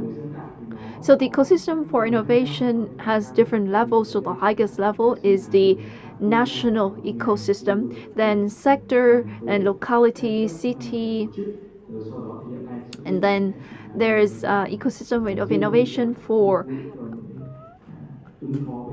responding to social challenges in the present as well as in the future. So with regards to the innovation, types of innovation, there are three key innovation. That is innovation in production, allowing us to have new products, new services, then innovation in procedure, technology and governance, and innovation in marketing, in market, in business models, and last but not least is the innovation in organization, reorganizing personnel as well as the operation model. So the ecosystem of innovation provides space for new for necessary players, procedures, as well as rules necessary to step up innovation in effectiveness and productivity. So that is to say, we use less inputs, but we create more products and services. COVID-19 has posed many challenges, including those specific to innovation. So first is the reduction in the demand. So less investment in R&D, less investment in innovation. Then innovation must focus on those that can affect the future market and those that can help adaptation and directly link to the problems of to the issues of the economy.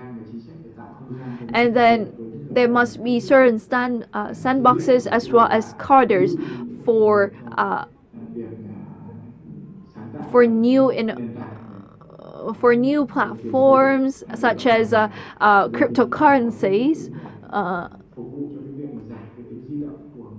as well as innovations in terms of given the reduced mobility of workers, of employees.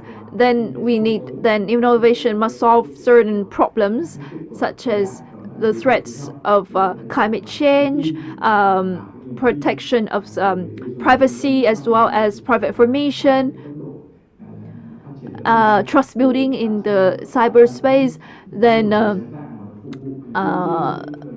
promote innovation that helps to promote access of disadvantaged groups to resources so they are not left behind. Next is policies promoting innovation. I think that we need to look through two lenses. The first lens is to promote to create a macro environment. First, that is to step up investment in R&D from both the public and the private sectors. More investment in more risk in venture investment. Then we also need to have online platforms for proposals of projects and policies in terms of innovation from the people. Then more coordination between universities, think tanks, and businesses, so that inventions, new innovation, then can be directly implemented in the real world, and then promote SMEs' participation in innovation and support them in enhancing competitiveness. And from the macro perspective, propose that the government support needs to focus on three areas. First, that is education of and training of human resources, then support in terms of capital access, then sharing of risk with the businesses. Help the businesses in responding to the 5 challenges, that is change in business model, risk in investing in technology and market research, and challenge in digital transformation, challenge in making new platforms, and last is the challenge of attracting quality human resources.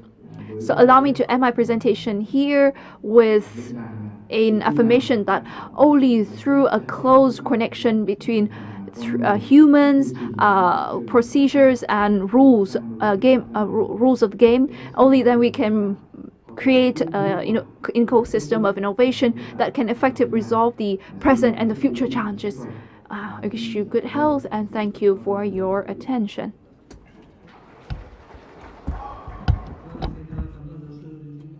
Thank you, Professor Dr. Nguyễn Đức Khương from Paris for his recommendations on new sectors for development taking root in innovation. Now I wish to invite Dr. Đậu Anh Tuấn, head of the Legal Affairs Division of the VCCI.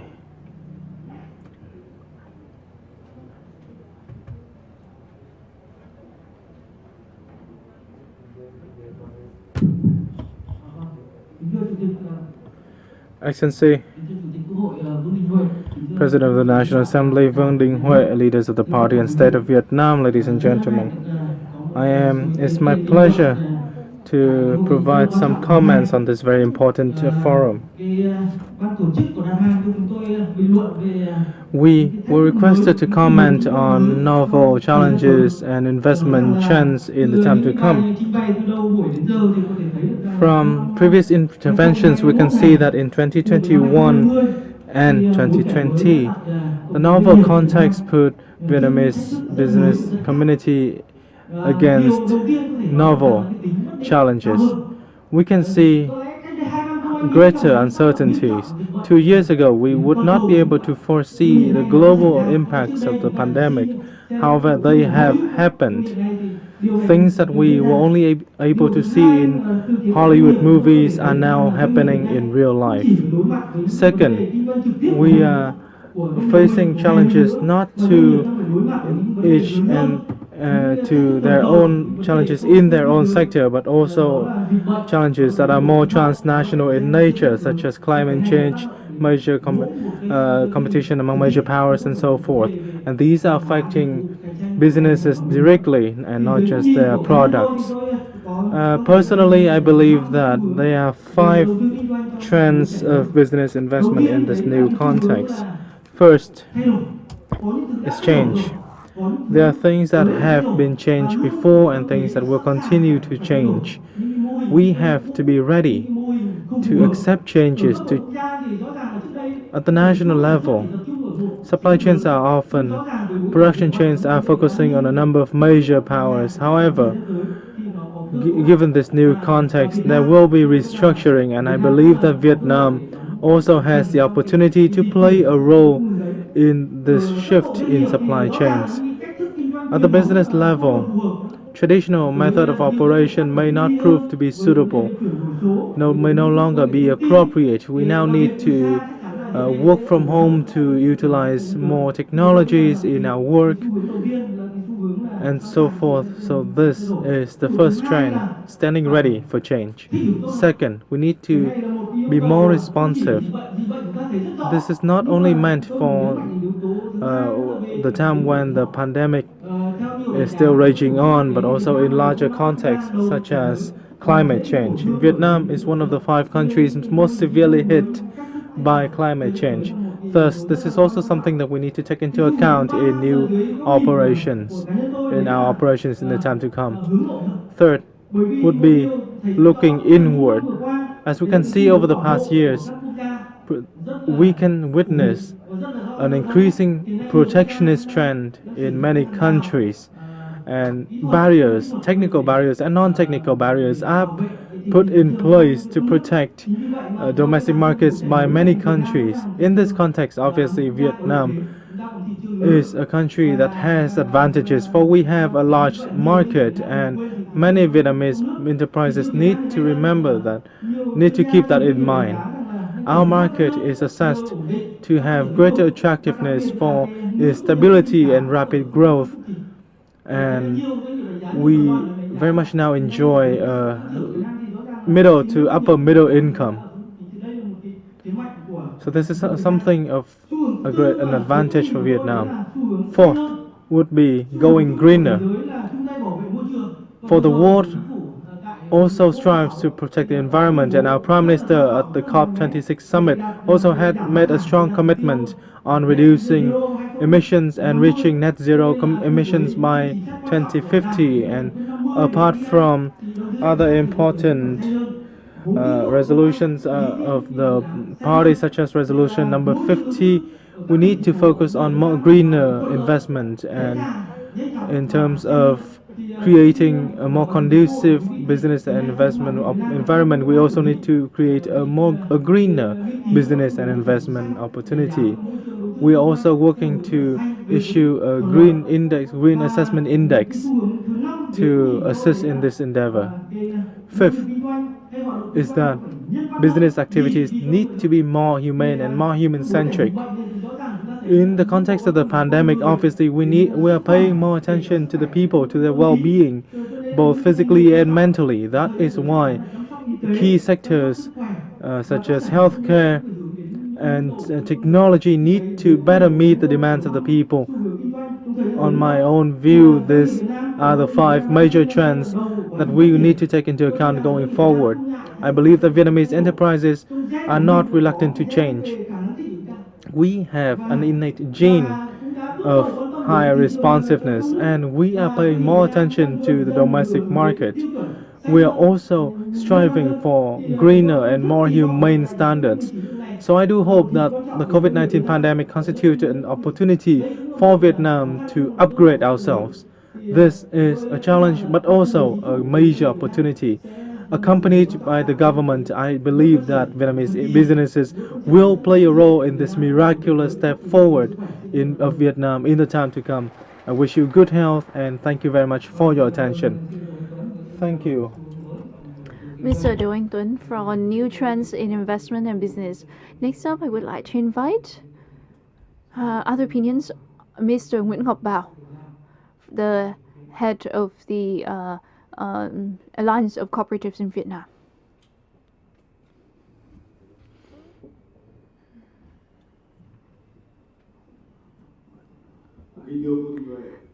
Mr. Vương Đình Huệ, President of the National Assembly of Vietnam, distinguished guests and delegates, ladies and gentlemen. First, I also agree with many of the opinions raised by various presenters. So, for the time being, the problems issue to the economy as well as cooperatives is the income and employment. The impact of COVID-19, besides it requires cooperatives to respond accordingly, such as reducing number of workers, step up more activities on the cyberspace as well through technologies, promote digital transformation. I would like to talk about some of our bottlenecks as follow. First, according to our latest figures, about nearly 90% of cooperatives still see reduced earnings, about 22%, and workers' income also see reduction of 25%. In non-agricultural sector, reduction comes in 78%.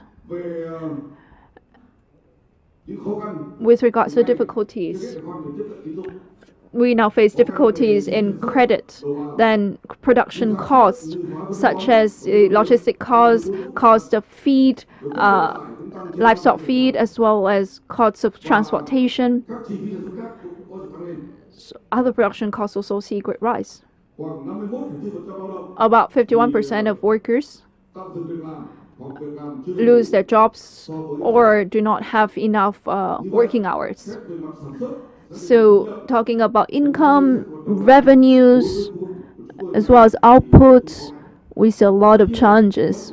Of course, there are some cooperatives that are seeing signs of recovery, and cooperatives that produce goods that are at Viet Gap or global Gap standards, they are seeing much faster rate of recovery compared to July and August. The transportation goods also see some recovery. Some difficulties that we're facing now for agricultural cooperatives, that is due to reduced demand. So lower price as well as lower buying power. So we see a reduction of 30% in terms of revenues for agricultural cooperatives. So there's greater cost as well in terms of repayment of loans to banks.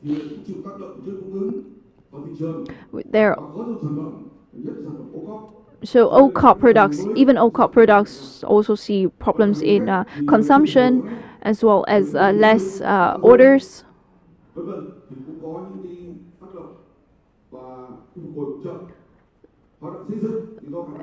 Construction, due to low competitiveness, also see some issue. And disbursement of loans is also seeing some difficulties. With regards to access to support packages,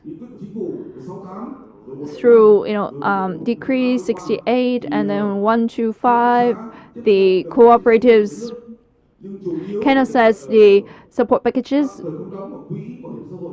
but they can only just have reduction in tax or reduction in contributions to the pensions fund. So these come with their own limitations, especially in terms of access to policy banks, among others. So these are. So I propose that for the time being, a government should step up vaccination and publicly disclose treatments, therapies, as well as the medicines used in order to reassure society. As for the latest updates in terms of the pandemic developments, so that people, as well the cooperatives, can protect our health as well as have actions in terms of our business. Second, the support packages must be timely provided. So the decree 75 is rather vaguely put, and also the implementation is rather slow for the support packages. I agree with some of the presentations. One of our problems in Vietnam is the speed as well as transparency in terms of providing the support packages. And it also must affect the supply and demand as quickly as possible.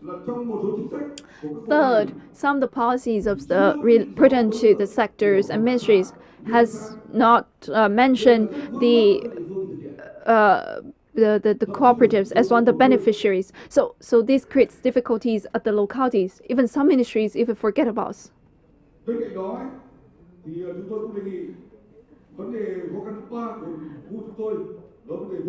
We also face difficulty in terms of capital access. So we have about 8 million members, about 28,000 cooperatives. So we still see new 1,500 cooperatives.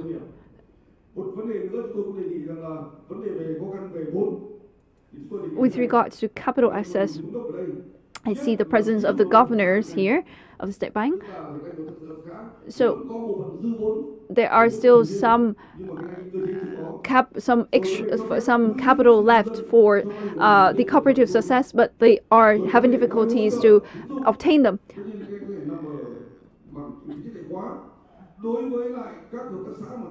There might be some fiscal support policies applicable to cooperatives, for example, especially in terms of digital transformation. I propose that there has to be some expansion in collateral-based loans for agricultural cooperatives at a pace that is 3 times bigger than currently implemented.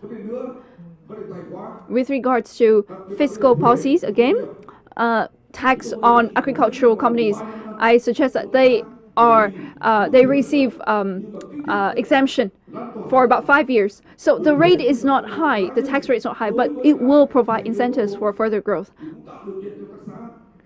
So also facilitate cooperatives to expand production as well as contribute more capital.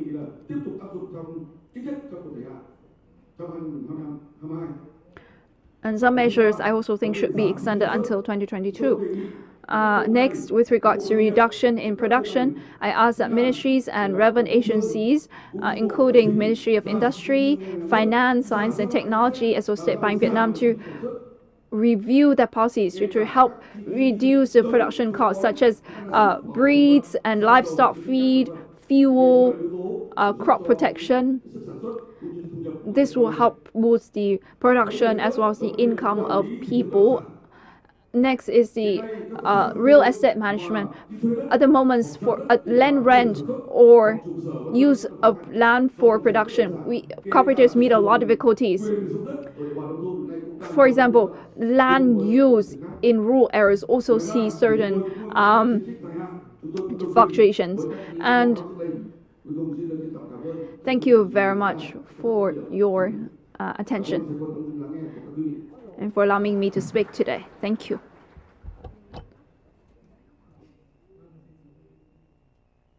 Thank you, Mr. Nguyễn Ngọc Bảo, for your proposals on promoting cooperation in cooperatives. In this morning, we have listened to 4 interventions and 3 discussions. Now we will take a 15-minute break and proceed with our agenda. Thank you.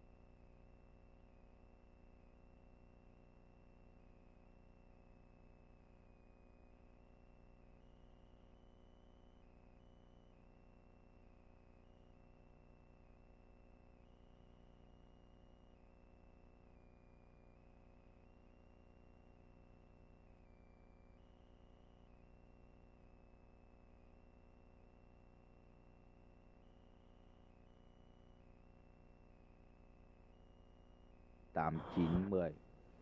Alo, 1 2 3 4 5 6 7 8 9 10 11 12 13.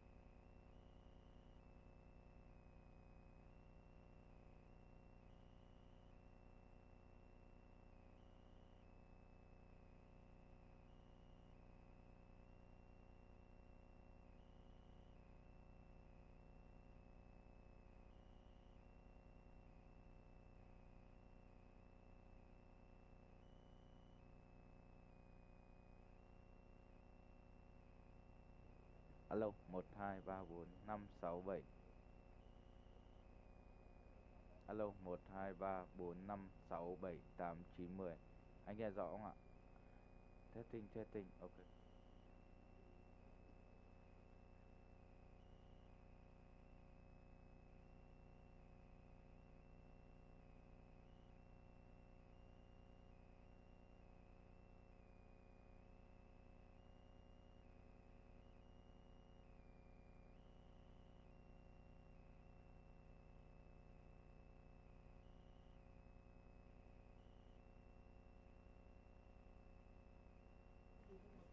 Alo, 1 2 3 4 5 6 7 8 9 10.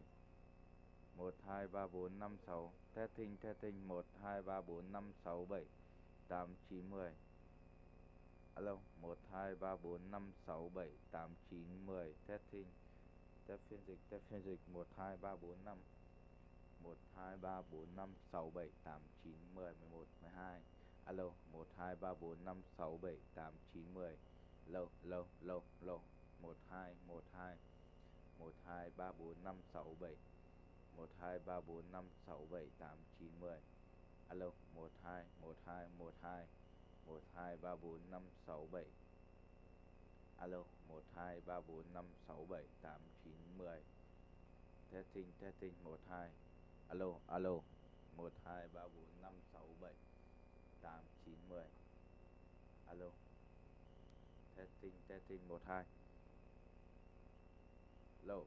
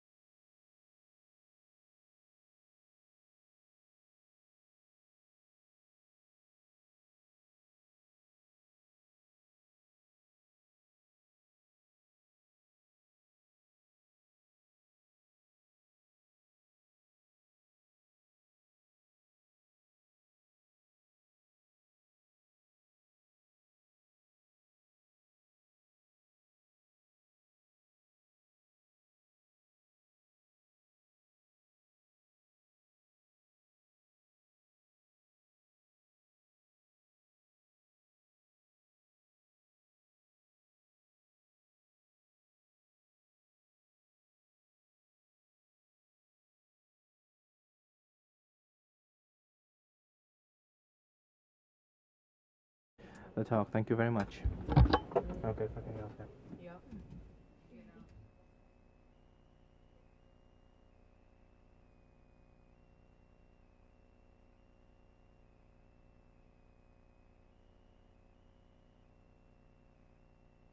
And gentlemen, to continue our program, we will enter the second session, some of the recommendations to the socio-economic development policies of Vietnam. And I'd like to invite Mr. Vũ Ông Thanh, Chairman of the Economic Committee of the National Assembly, Mr. Bùi Nhật Quang, President of the Vietnam Academy of Social Sciences, Mr. Nguyễn Thanh Phong, the Deputy Director of the Central Economic Commission, and Mr. François Penot, Chief Representative of the International Monetary Fund in Vietnam, and Mr. Andrew Jeffries, Country Director of Asian Development Bank in Vietnam. Ladies and gentlemen, please come forward on stage. Good gone.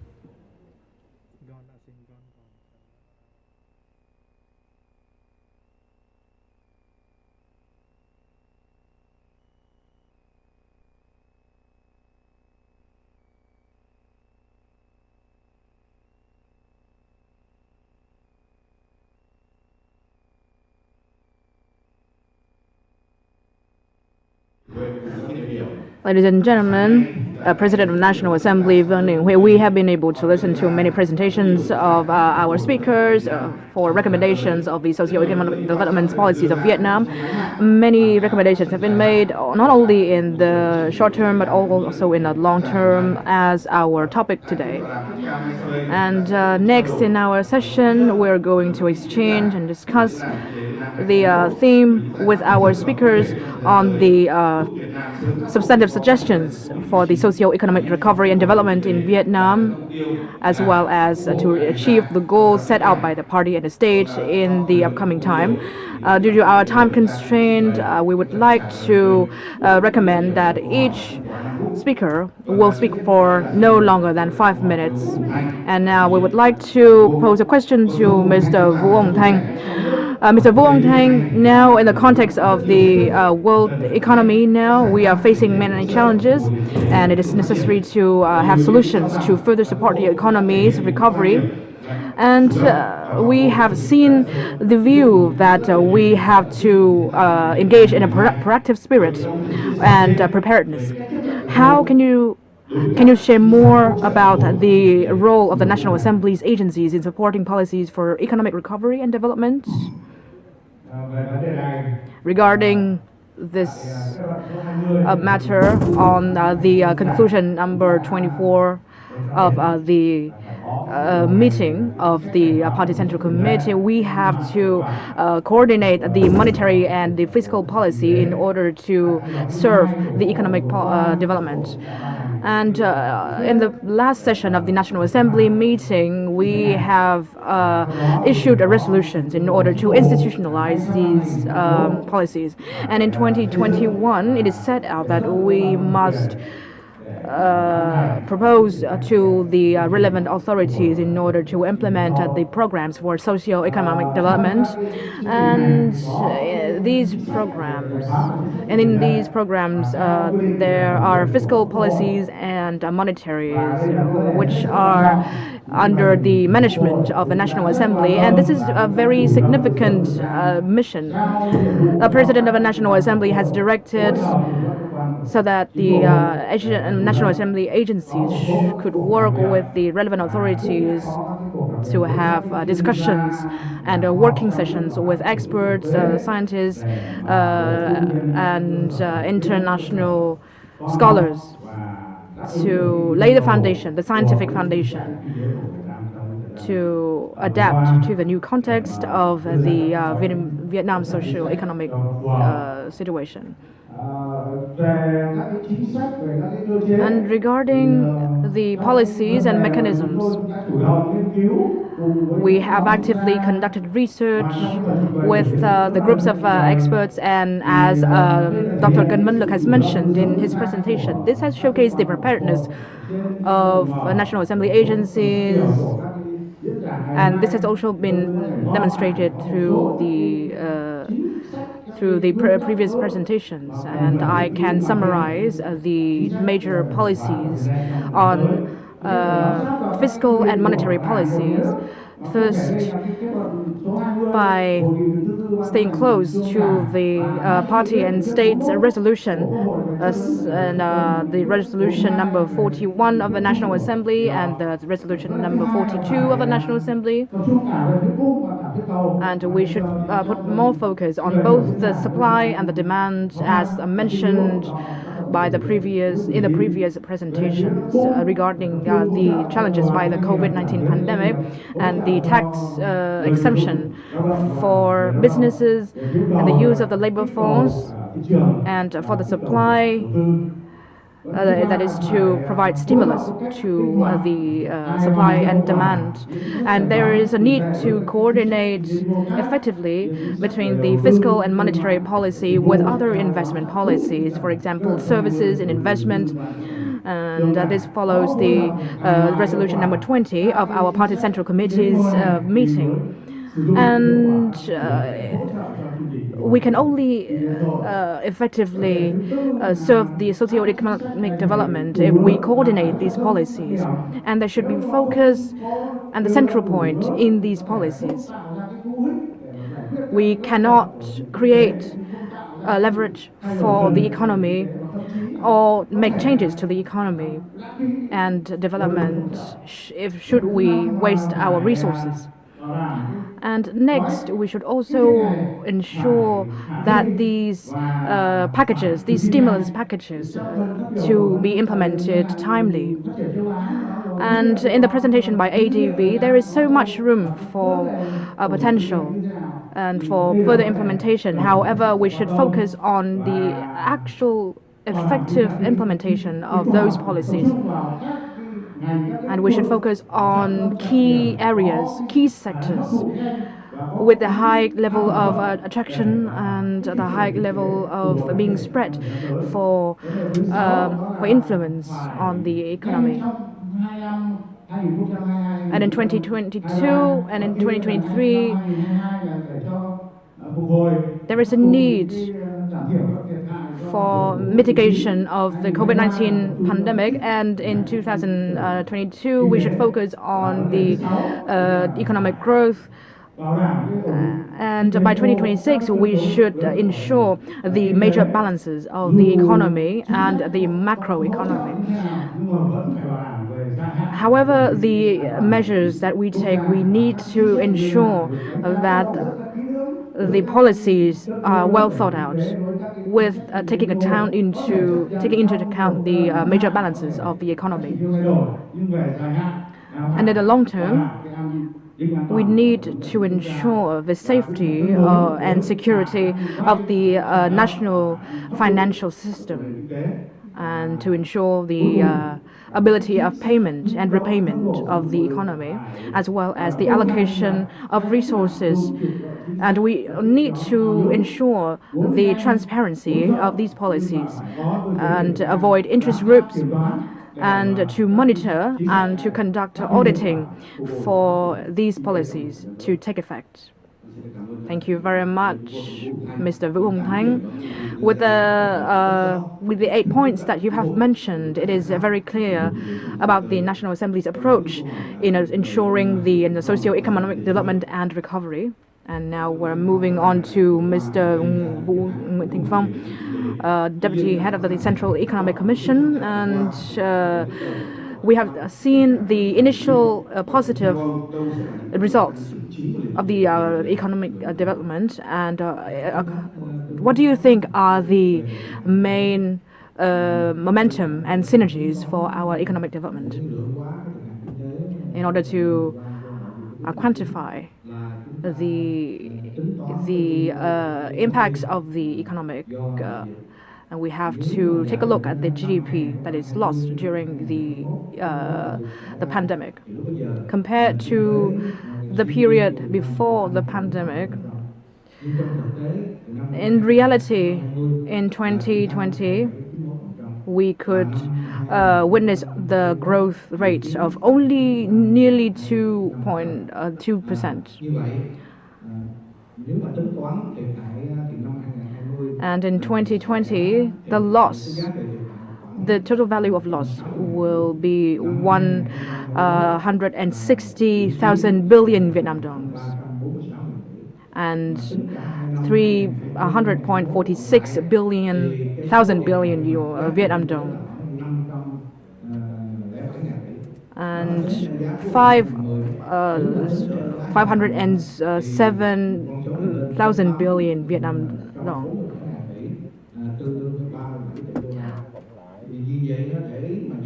And in order to mitigate this loss in the economy, we have to seek solutions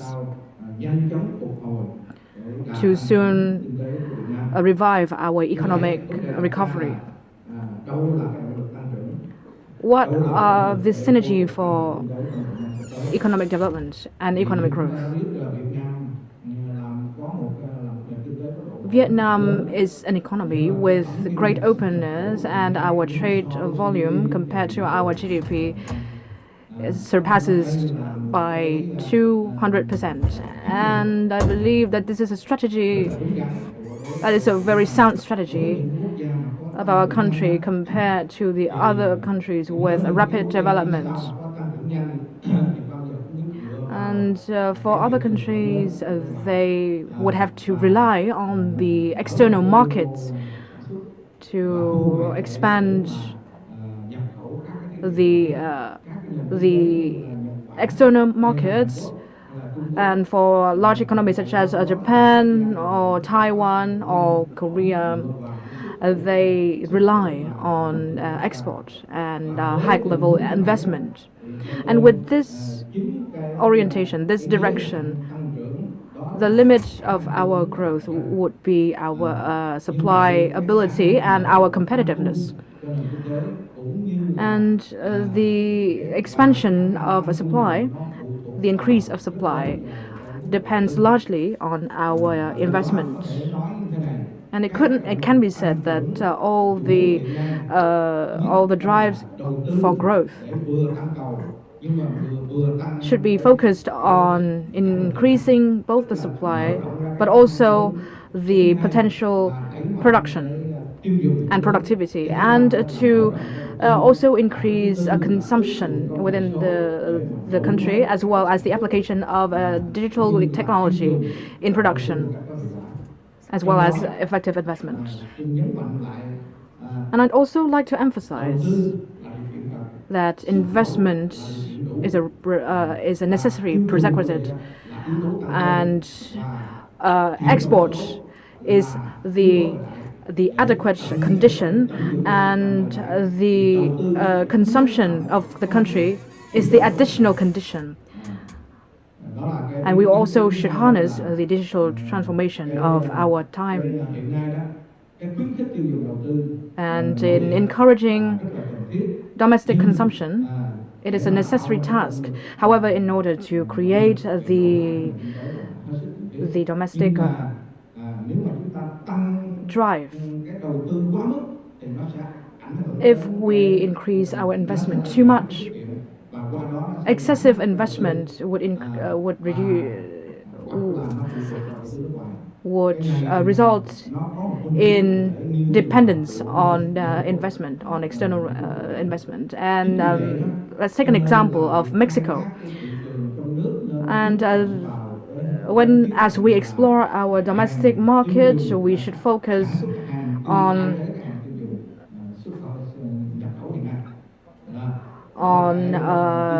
the import of goods, as well as the goods produced within the country. And as we see the relation between export and the products produced within the country, it will create the trust of investors in our market. And if our economy witnesses challenges, if we are able to maintain all the balances, we can maintain the trust of our investors.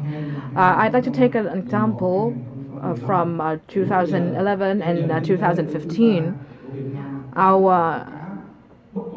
Our economy witnessed a macroeconomic instability, and our foreign currency reserves remains low, as well as our bad debt was at a high level, and our economic growth was still able to be maintained at a high level in ASEAN. And from the 2015 and 2020, our growth is ranked among one of the top economies in ASEAN. And this is because as we witness the trade growth in 2011 and 2015, we were able to achieve a positive growth. And the average growth was at 2.52%, which is still a positive growth. And I believe that export as well as the attraction of investment in our country are prerequisites to maintaining balance. Domestic investment is very important as well, but the state investment still plays a leading role in our investment because it also creates the synergy by investment in infrastructure, in digital economy, and in also harnessing our labor force. So it will also lead to attracting the investment from other countries. And the role of a state investment still should be one of the should play the leading role in promoting our economic development, both in supply and demand. And finally, it can be said that in addition to increasing public investment, we should also focus on lowering the interest of the banks and to recover the supply in labor. This should create favorable conditions for our investors as well as the overseas investors. Our domestic consumption is meeting numerous challenges as well as exports because logistics expenses are high. And there is a lack of a system for labor supply. And in order to address the bottlenecks in these drives, as I've mentioned, there is a need for economic stimulus packages in order to stimulate the consumption in our country and to reduce the production costs of businesses, as in providing the health services for labor as well as accommodation expenses, covering accommodation expenses for labor, for workers and their families, and to provide them with a better living condition as well as to assist them in the business's responsibility and obligations for taxation. And those should be the results and measures for economic recovery. Thank you very much, Mr. Nguyễn Đình Phong. And now I believe that we are facing with an unprecedented situation. So I believe that there is a need for comments from the state agencies, the party agencies, as well as the National Assembly, so that we can move towards economic development and recovery.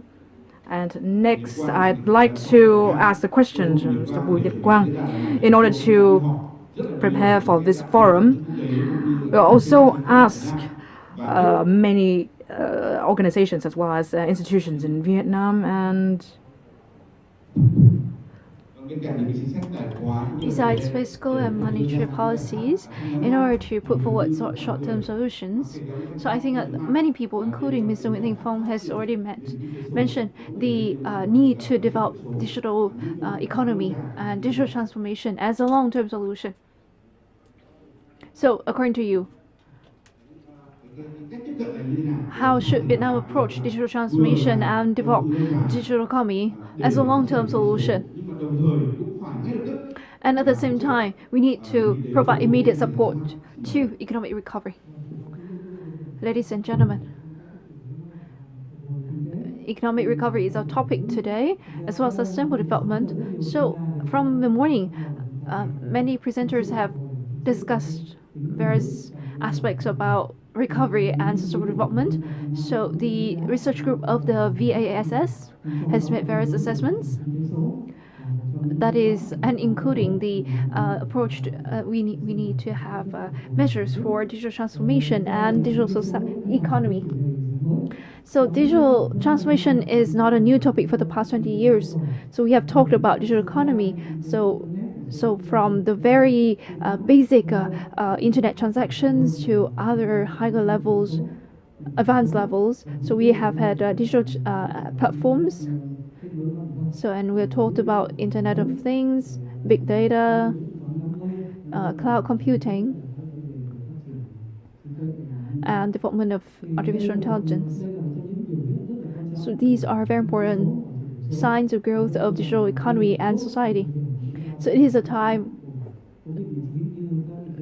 and we're also under grave impact of the COVID-19, which compels us to review the development of digital economy in order to boost economic recovery and sustainable development and to meet the breakthroughs as identified by the 30 National Party Congress. We need to consider digital economy as an important solution. So according to our figures, on world average, it accounts for 75% of the world GDP, and in Vietnam it is more modest, about 10%. So there's a lot of space for further development of digital economy. So we share a lot of similarities in with other countries in the region, so we can boost development of digital economy and our own national competitiveness. There's so within digital economy, we need to restructure our existing sectors and boost development of new sectors. We need to find priority areas for breakthroughs in order to make headways compared to other countries in the region. And given the ongoing COVID-19 pandemic, I think that's one of the most important thing is for development of digital economy. We often talk about science and technology. That is not the important, the difficult part. But we need to have breakthroughs in terms of institutions. So this is something that needs due attention in this new era of development. So digital economy cannot be a perfect solution on itself without being accompanied by institutional reforms and policy reforms. So I think this is the best opportunity for us to both boost digital economy as well as to boost institutional reforms so that we can create enough leverage at this point. So these are the foundations for improving national competitiveness, enabling new areas of new industries to grow. So within the Vietnam Economic Forum today, we need to, as we are talking about recovery and sustainable development, so I would like to emphasize the need for digital transformation as such. Thank you, Mr. Quang. I think that as many corporations today, for example, digital companies like FPT, they're also looking forward to solutions to further encourage investment in digital economy. But as Mr. Quang said, digital economy cannot create immediate effect, but it is a short-term measure as well as a long-term vision. So it will create a long-term effect in the long run. So allow me to ask Mr. Francois Poncho from the IMF of Vietnam. So with your experience internationally, especially in supporting countries in the COVID-19 pandemic, according to you, what are the major challenges and opportunities when Vietnam implement the solutions for recovery and economic development in the upcoming time, especially given the rise of the new Omicron variant? I mean, to reap the benefits of the opportunities in front of Vietnam, it'll be, as I mentioned in my presentation, it'll be extremely important to safeguard macro stability. So that's my first point, really. Safeguard macro stability on the fiscal side, the monetary side. Vietnam worked very hard to build that credibility. Credibility is hard won, but you can lose it very fast. And so safeguard macro stability.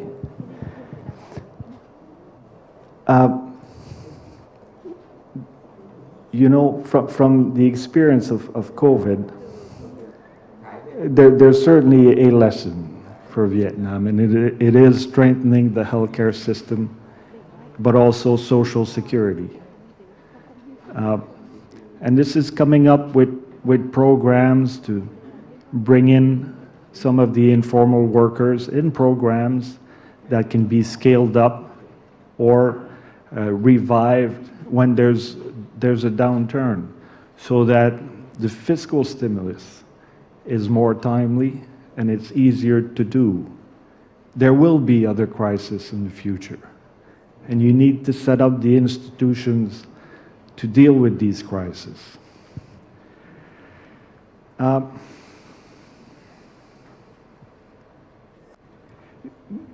In terms of opportunities, there's a big opportunity to support the economy while investing in Vietnam's future right now. And here I'm thinking about the scope to green the recovery,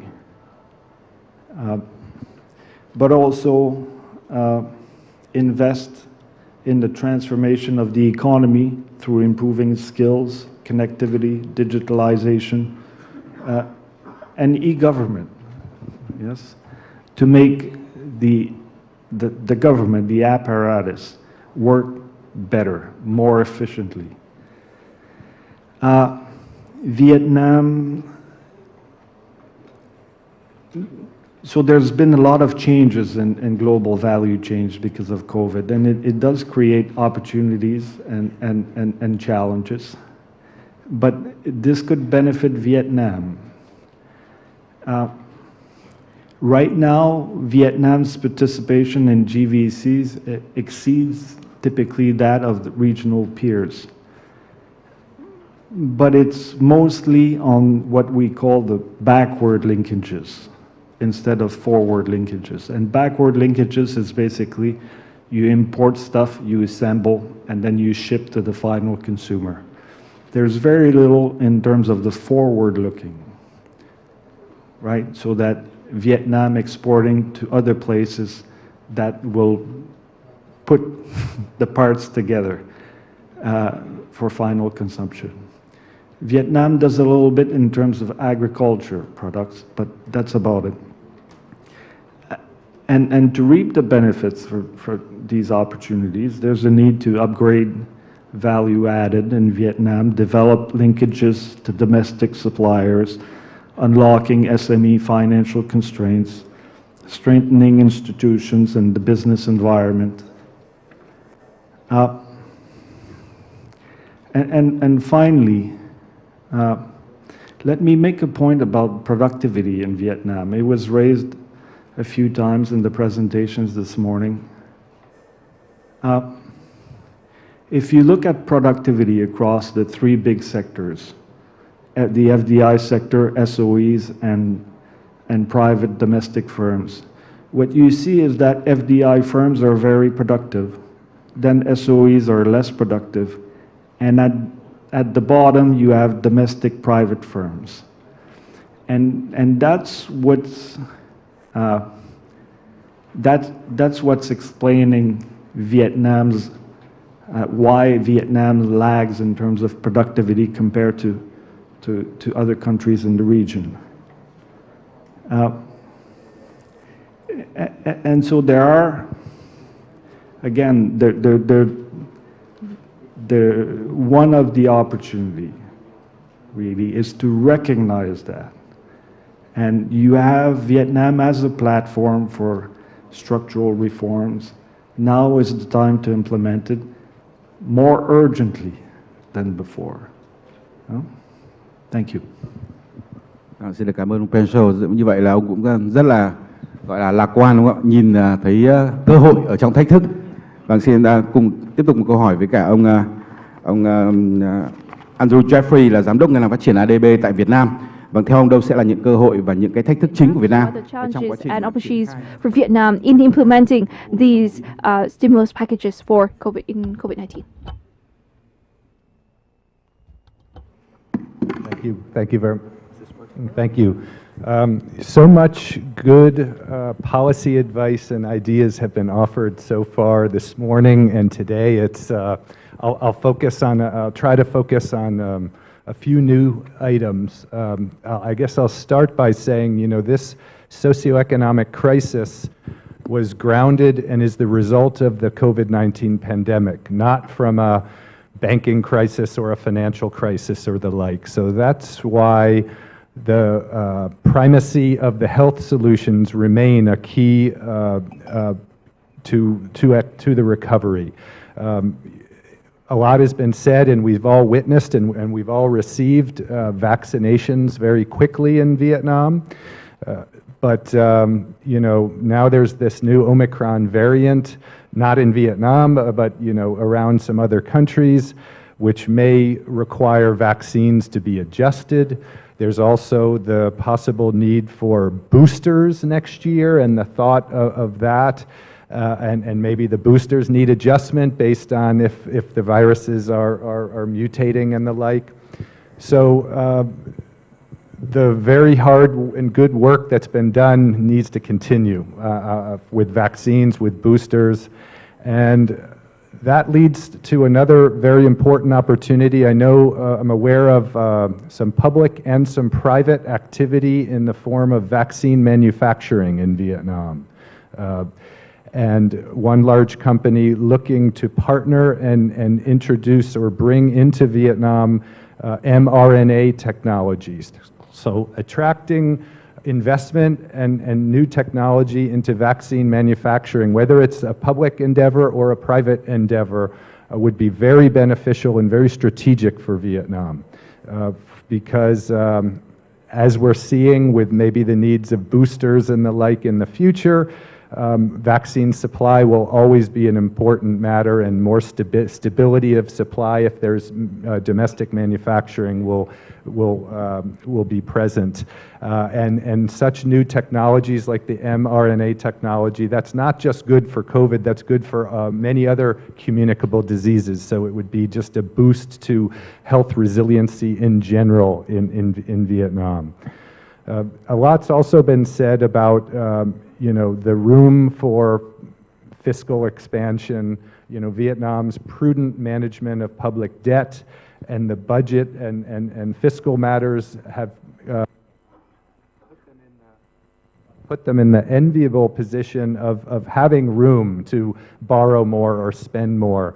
That said, as the recovery continues, you know, the need for fiscal stimulus recedes, and so even in the if there's, you know, stimulus and more borrowing and more support for the economy in the near term, that doesn't mean tax reform, domestic resource mobilization, and other and you know, prudency and efficiency in public budget expenditures will remain very important, especially when it's time to narrow that.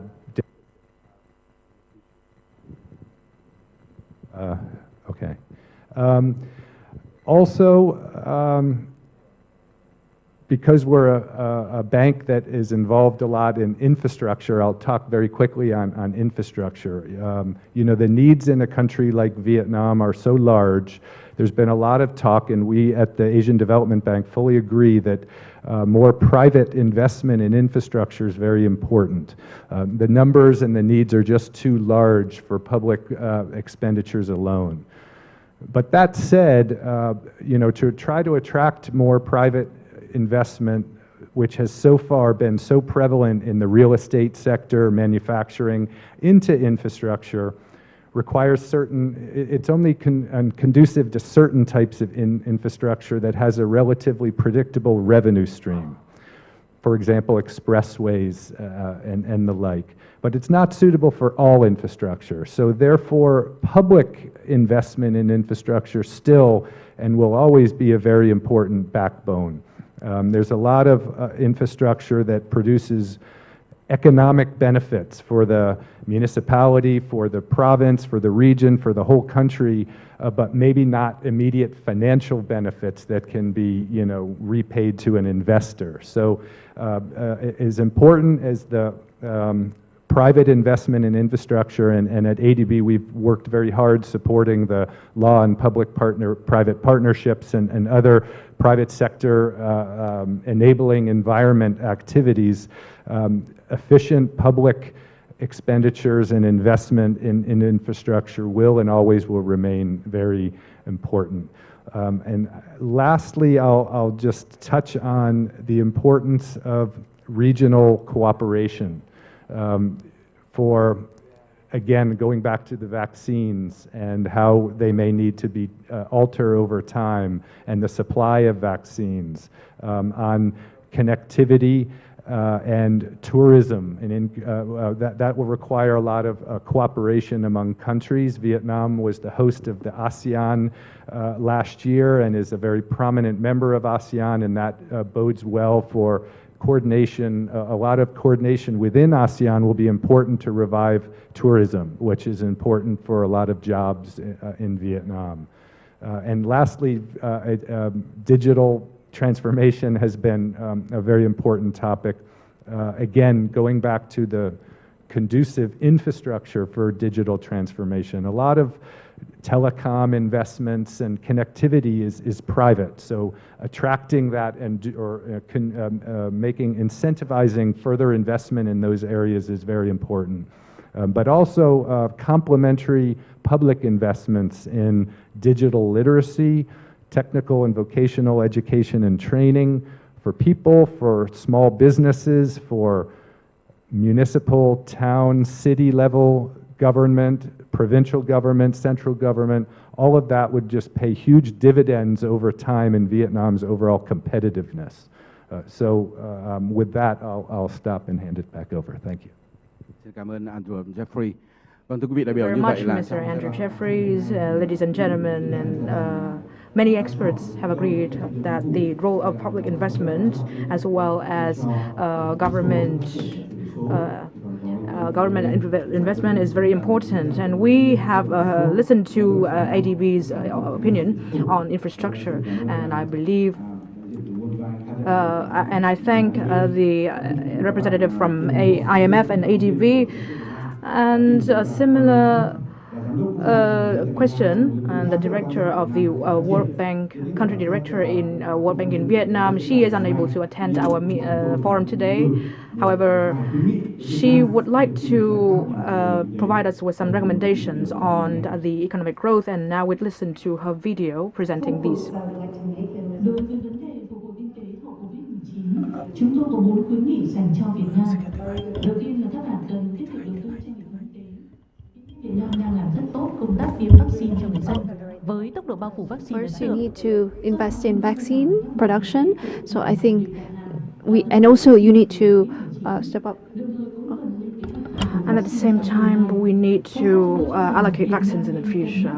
So I believe that Vietnam should consider the use of a fiscal policy as well as monetary policy in order to recover the economy, and especially in allocating the budget, and ensure transparency between expenses as well as the list for investment.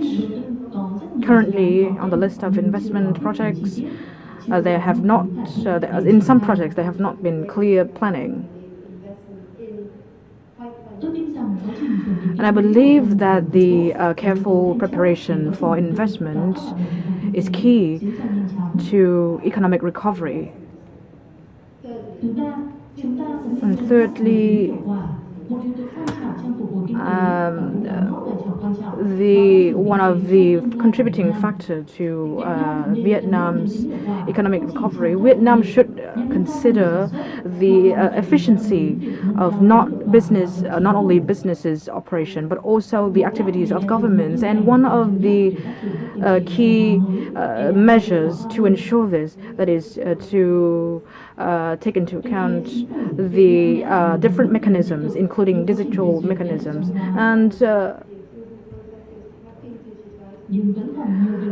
And there remains a lot to do in order to achieve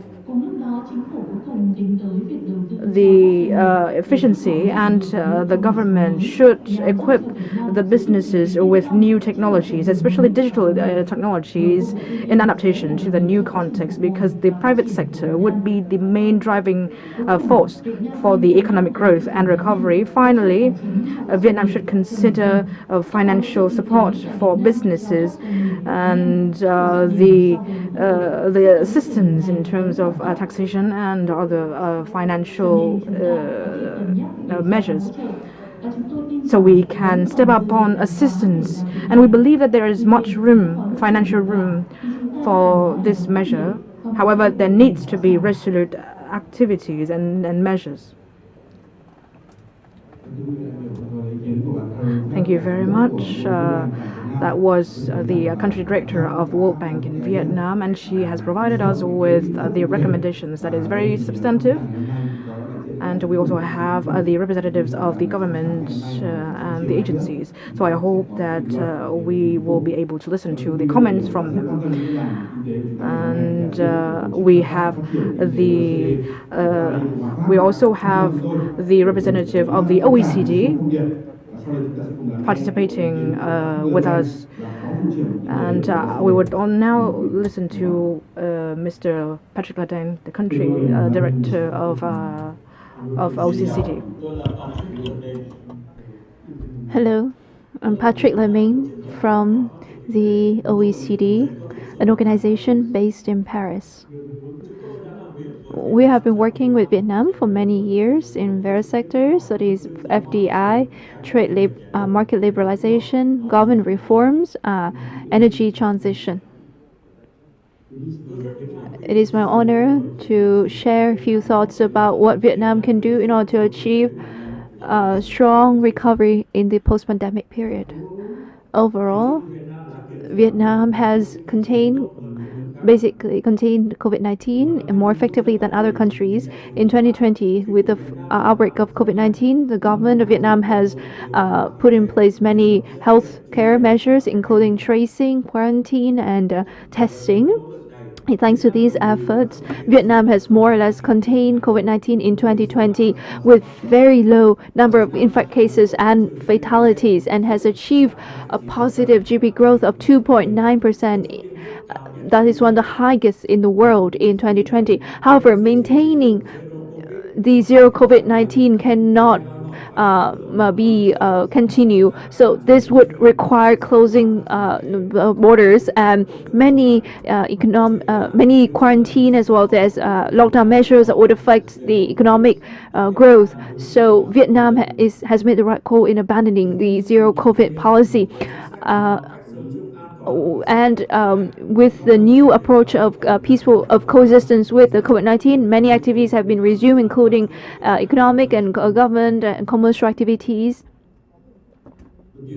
However, this does not guarantee rapid growth in the future, given the ravaging COVID-19 pandemic in many countries, especially with the rise of the Omicron variant. It will take much more time for tourism and other transportation of passengers to go back to normalcy. So there are three proposals for economic recovery, I would like to make as follow. First, that is to achieve a very high rate of vaccination as quickly as possible, including the injection of booster shots. Vietnam needs to accelerate vaccination, as well as to encourage people who are still reluctant to get vaccinated in the ROK. Many private clinics as well as hospitals also provide vaccination services. In many countries, unvaccinated people have to endure certain limitations, such as in Austria and Germany. They have to have negative test results. Only then they can enter restaurants or go on airplanes. So in the meantime, vaccinated people are exempted from these procedures.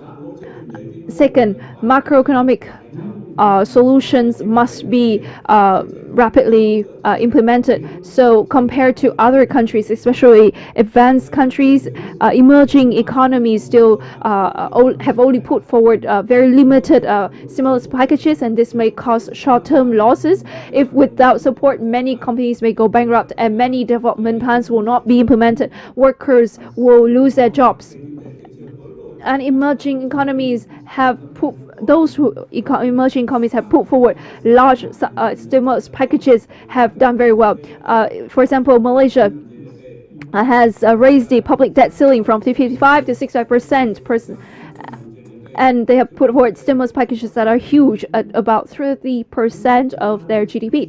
Now, thirdly, more public spending means more public debt. So it is very important to select good programs for public investment. So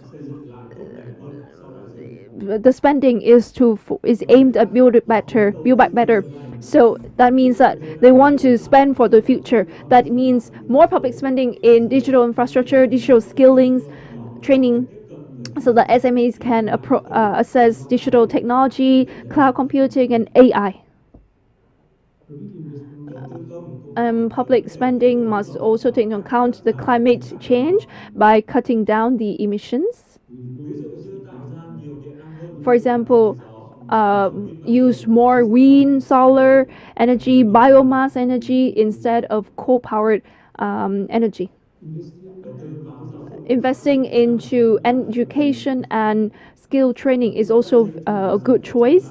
So after the pandemic, we will not return to the same jobs. Vietnam will need more healthcare workers that are better paid, more experts in digital economy, as well as, and also the attraction of FDI will also be more difficult, as many developed countries wish to bring back their jobs and production chains into their own countries. So Vietnam must step up competitiveness as well as increase its attraction to foreign investors. To conclude, Vietnam has tremendous economic potential, as with very impressive economic achievements of nearly 7% GP growth on average. So with the right policy reforms, Vietnam will be able to achieve prosperity in the near future. Thank you very much for your attention. So we just heard from Mr. Patrick from OECD, and that is his message from Paris. And from the morning, we have talked about many monetary, fiscal policies, as well as long-term investments, such as digital transformation. But Mr. Patrick has proposed that is the first priority, that is vaccination. So we have connected with Mr. Professor Hương from Paris, and we will also connect with an expert from ILO in Thailand. And now we will connect with Professor Trần Ngọc Anh from India Bloomington University. He's very specialized in economic development policies of developing countries. Mr. Ngọc Anh, can you share with us the experience of developing countries, especially those with similar conditions to Vietnam? What are the key solutions for post-pandemic economic recovery and development? So according to you, these solutions are they applicable to Vietnam's economic and social situation?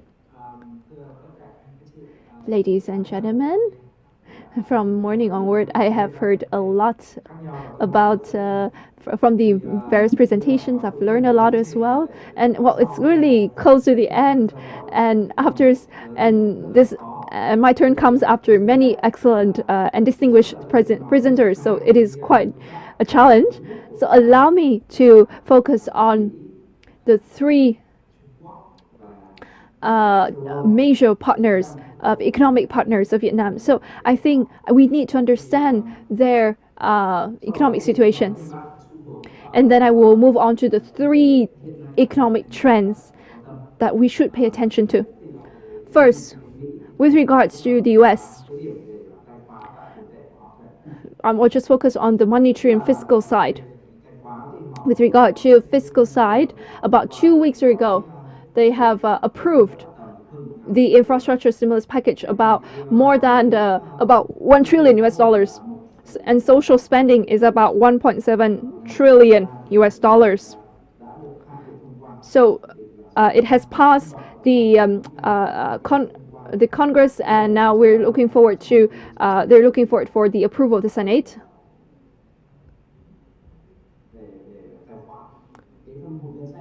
And the deficit, budget deficit is expected at 12% of their GDP. With regards to monetary policy, it may become more tight in December. So that is a lesson for us, so that we can enforce for Vietnam in coordinating monetary and fiscal policies, and economic policy growth may reach 4% in 2022. The second country I would like to touch up upon is China. China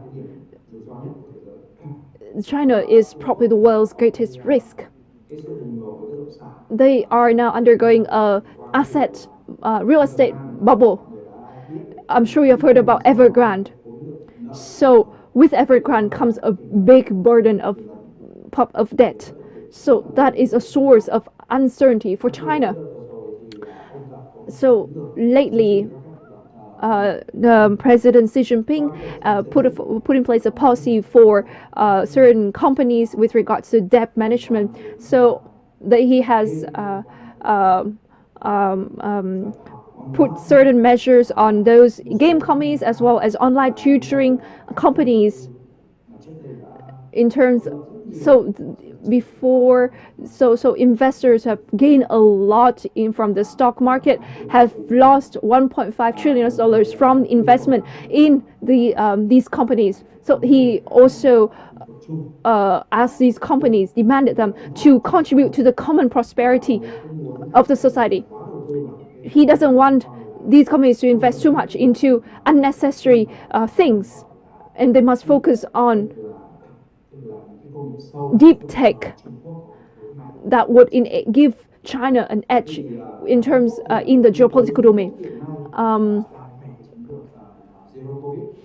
China is undergoing the zero COVID policy, and of course, with the rise of the Omicron variant, it may spread faster and more widespread. Then zero COVID policy will not work in China, and economic growth and the Chinese economy may encounter difficulties, and growth may drop down by 5%, and that will be the lowest unseen decrease in the past decades. As Vietnam has very close economic and trade ties with China, so we have to closely monitor the developments in China. Third is Europe. So economic growth, without any further disruptions, it will reach about 4.3%. This is the forecast from the EU.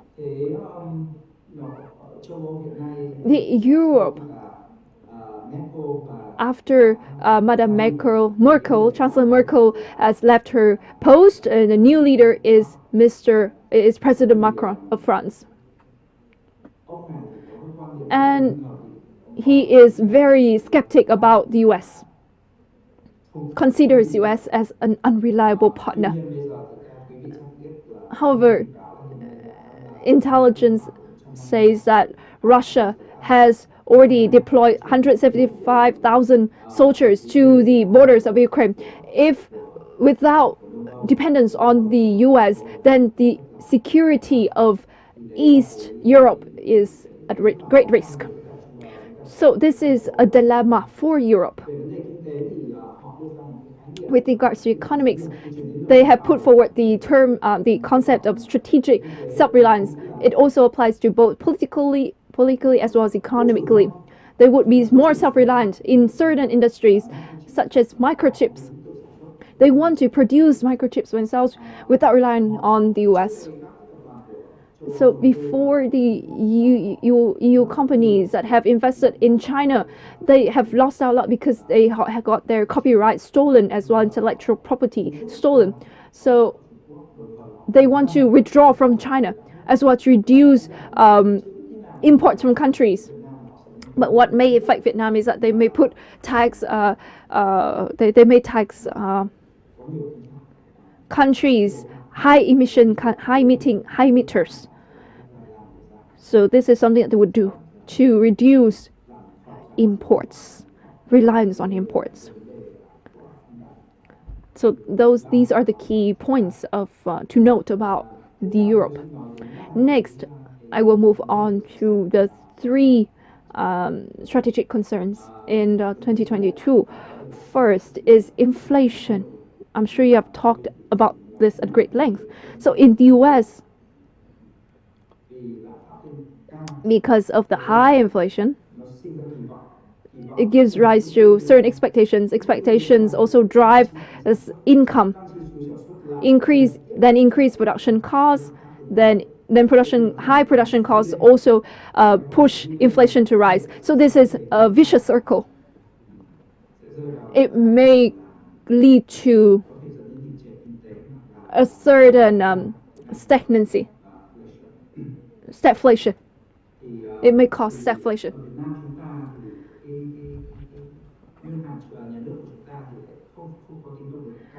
And so our banks are under the control of the state, of the party. They're not very independent. So the National Assembly has put forward an inflation ceiling.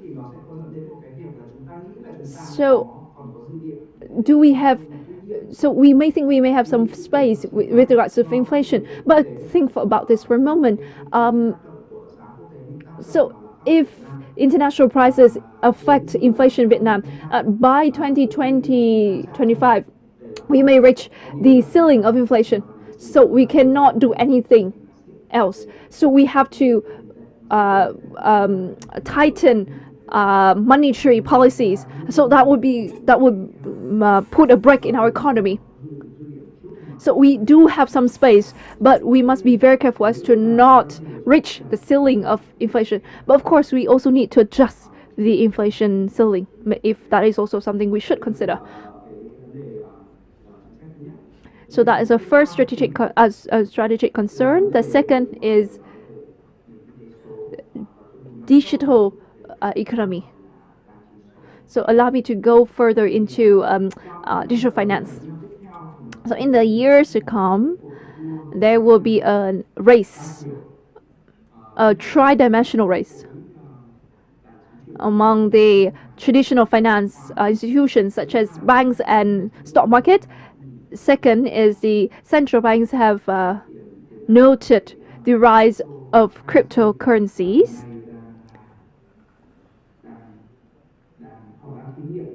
So some Southeast Asian countries have piloted the certain cryptocurrencies. And third is decentralized finance, going by the acronym of DeFi. DeFi depends on the technology of blockchain, allows for decentralization. That is to say, traditional banks rely on traditional banking. So DeFi allows us to build many applications for payment, but are not monopolized by a certain company. or in an organization. So this is a revolutionary trend in finance, and the competition among these three branches will shape a financial world in the years to come. So I think it is an urgent matter that needs consideration, and especially I propose that the National Assembly would consider certain legal frameworks for us to catch up and prevent certain risks related to them. And last but not least,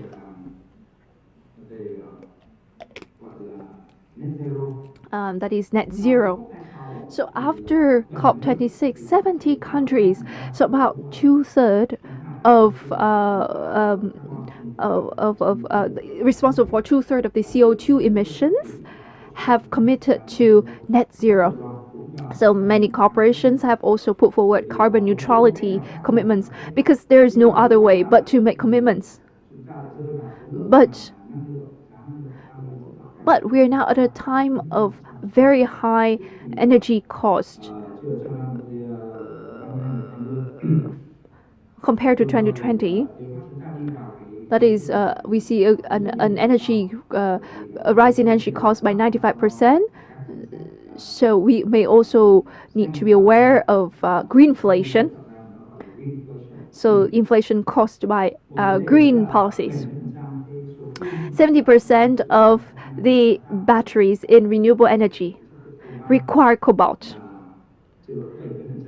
And 70% of cobalt comes from Congo, from the Republic of Congo. So it is a country undergoing great instability. So even if we strive for green growth, we will meet with a lot of challenges. So first,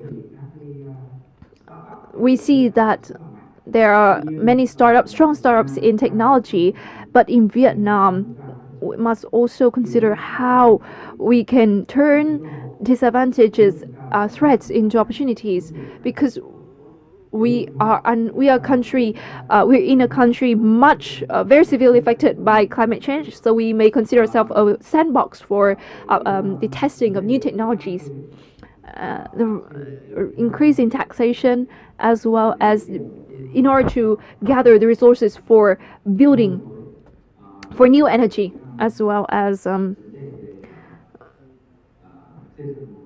we need to build a carbon credit market. So that is something we really need to focus on.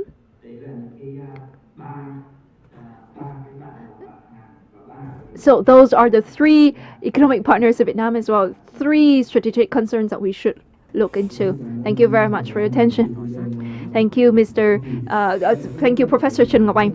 So I think that he has put forward a very comprehensive perspective. It involves not only Vietnam but also the world. And he has not go into a lot of depth. However, we have gained a very comprehensive picture in order to pull forward an approach for Vietnam.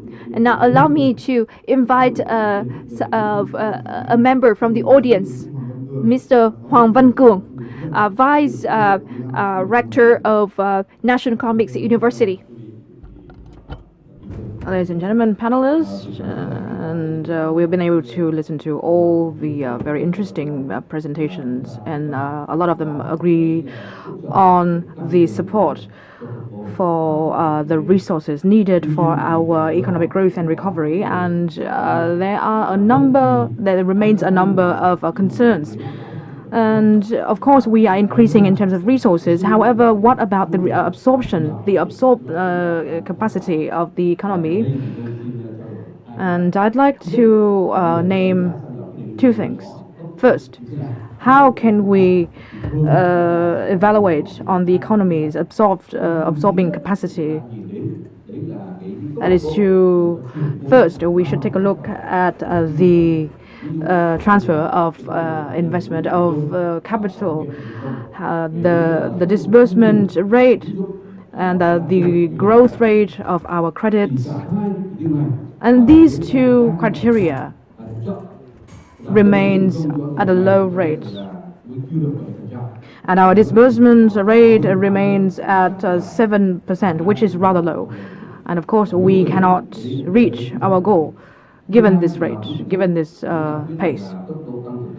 And our credit growth is now at 1.8%. And compared to our expectation, it is rather a low rate.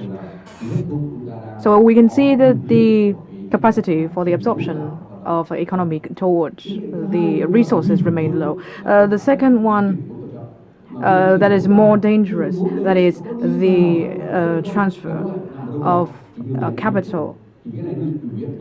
It is shown in the rate of capital invested compared to the value of the products manufactured. For example, if we invest one dong, the value of the product should be over 1 dong. However, the reality is contradictory to this desire. So where can we evaluate where did the money go? Where does the money go? Of course, there are in other consumption costs or production costs. And this money could also be transferred in other sources. And this could be this could result in the increased pricing. For example, increased pricing of real estate. And we could also see that the strength of the economy is reflected through the strength of our investment capital, and it is one of the signs that the value of the money, of the currency, is increased, not the production value of the manufactured products. So it indicates that the absorption capacity of our economy is suffering from problems, and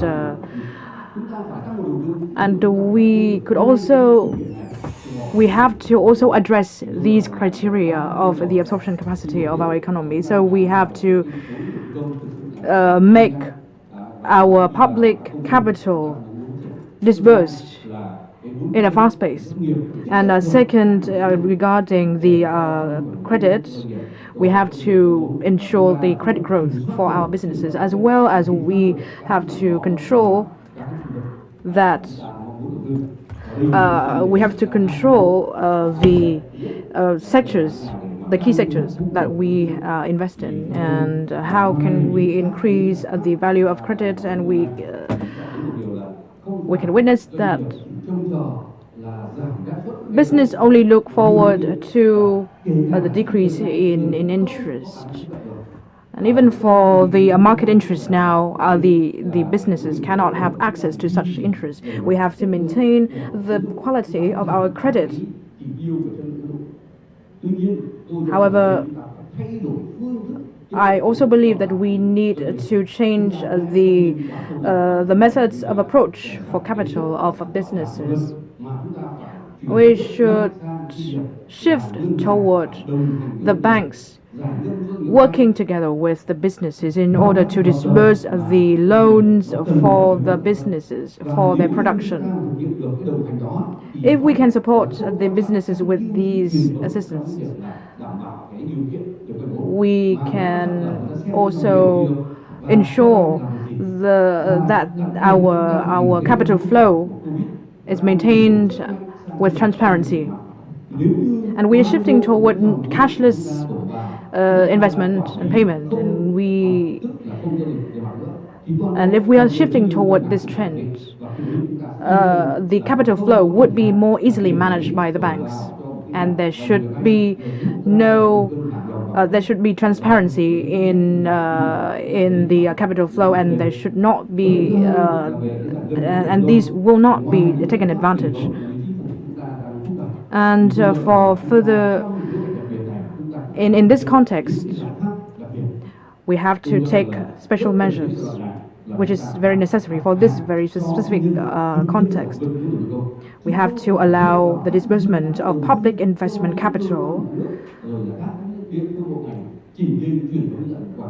And we have to take advantage of the private businesses in order to develop our investment capital disbursement, which is more effective. And I believe that there is a lot of opportunity for us to use this capital for investment in sectors which we have faced a lot of competition from the other businesses and countries, which could lead to speculation. If the capital flow is invested in development programs, there will not be the bubbles of investment created, but we are creating actual opportunities for investment. And we are looking at policies of recoveries. How about sustainable development? We have not touched upon this for breakthroughs. And this is a time, a period, where the government should use that capital in order to create more sectors, new sectors, and key sectors, for example, railway or urban railways. We can also move towards generating new investment sectors, for example, maritime economy and digital transformation. What has the government invested in the digital transformation and the digital infrastructure? I believe that Mr. Chen Xiaobing will have opinions on this matter so that we can take the initiative and not lag behind the entire world in digital transformation. And I believe that this would have to go in line with our investment policy and recovery and restructuring. Thank you very much, Mr. Hoàng Văn Cường. And now I'm going to invite another comment from Mr. Đặng Hồng Anh. He's the representative of the young businesses community.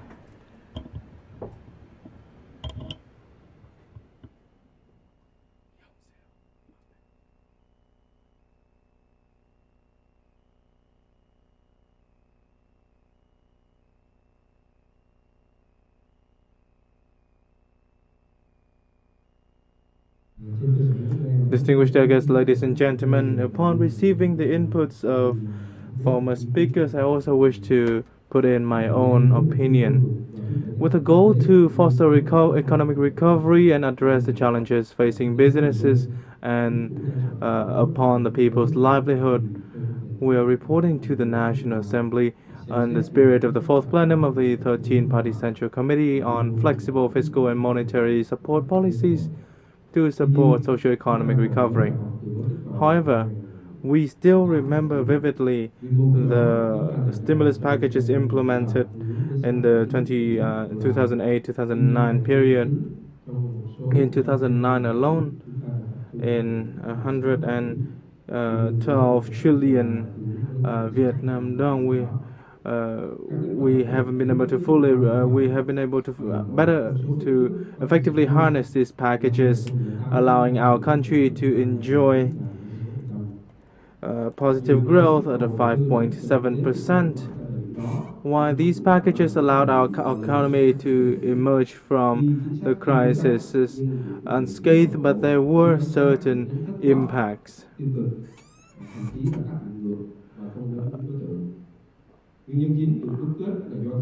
The reason is because we lack a sufficient management mechanism, and lack the communication among businesses and public sectors and those in charge of policy planning and implementation. In implementing major stimulus packages, these are mostly injected into the stock market or other sectors rather than production and business activities. That is why I believe that we need to better monitor the implementation of stimulus packages in the time to come at an early stage from afar. We need to take root in science and implement this in a consistent manner. I need to constantly evaluate the outcome of implementation of state support packages. This would allow us to timely update and amend our policies upon the emergence of outstanding issues based on the situation on the ground, and would prevent the disruptions in the implementation of these stimulus packages.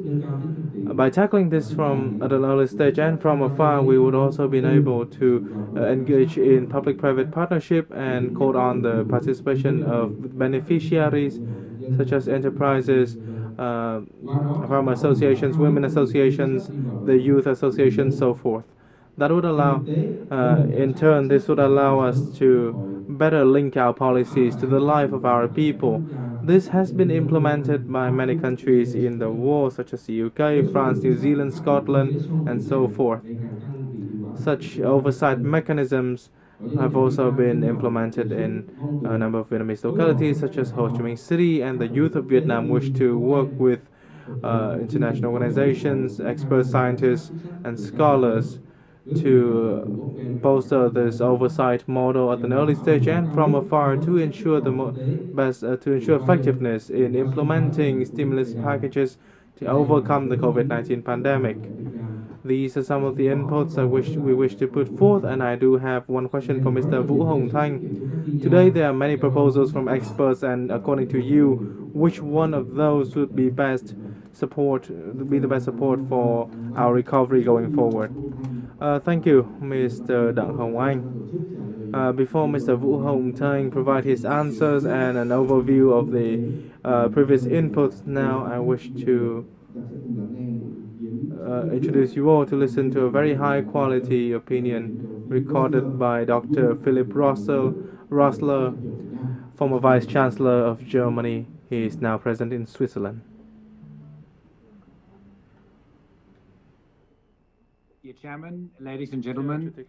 Thưa ngài Chủ tịch Quốc hội, thưa các quý bà, quý ông, lời đầu tiên tôi muốn gửi lời cảm ơn tới quý vị vì đã mời tôi tham gia ý kiến tại Diễn đàn Kinh tế Việt Nam 2021. Đây là vinh dự lớn của tôi khi được đóng góp tại diễn đàn. Và sau đây là một số suy nghĩ to make my intervention at this forum. I am confident that Vietnam is overcoming the COVID-19 crisis, and we need to focus on our strengths. First and foremost would be our excellent production capacity. Second, we need to focus on developing technologies.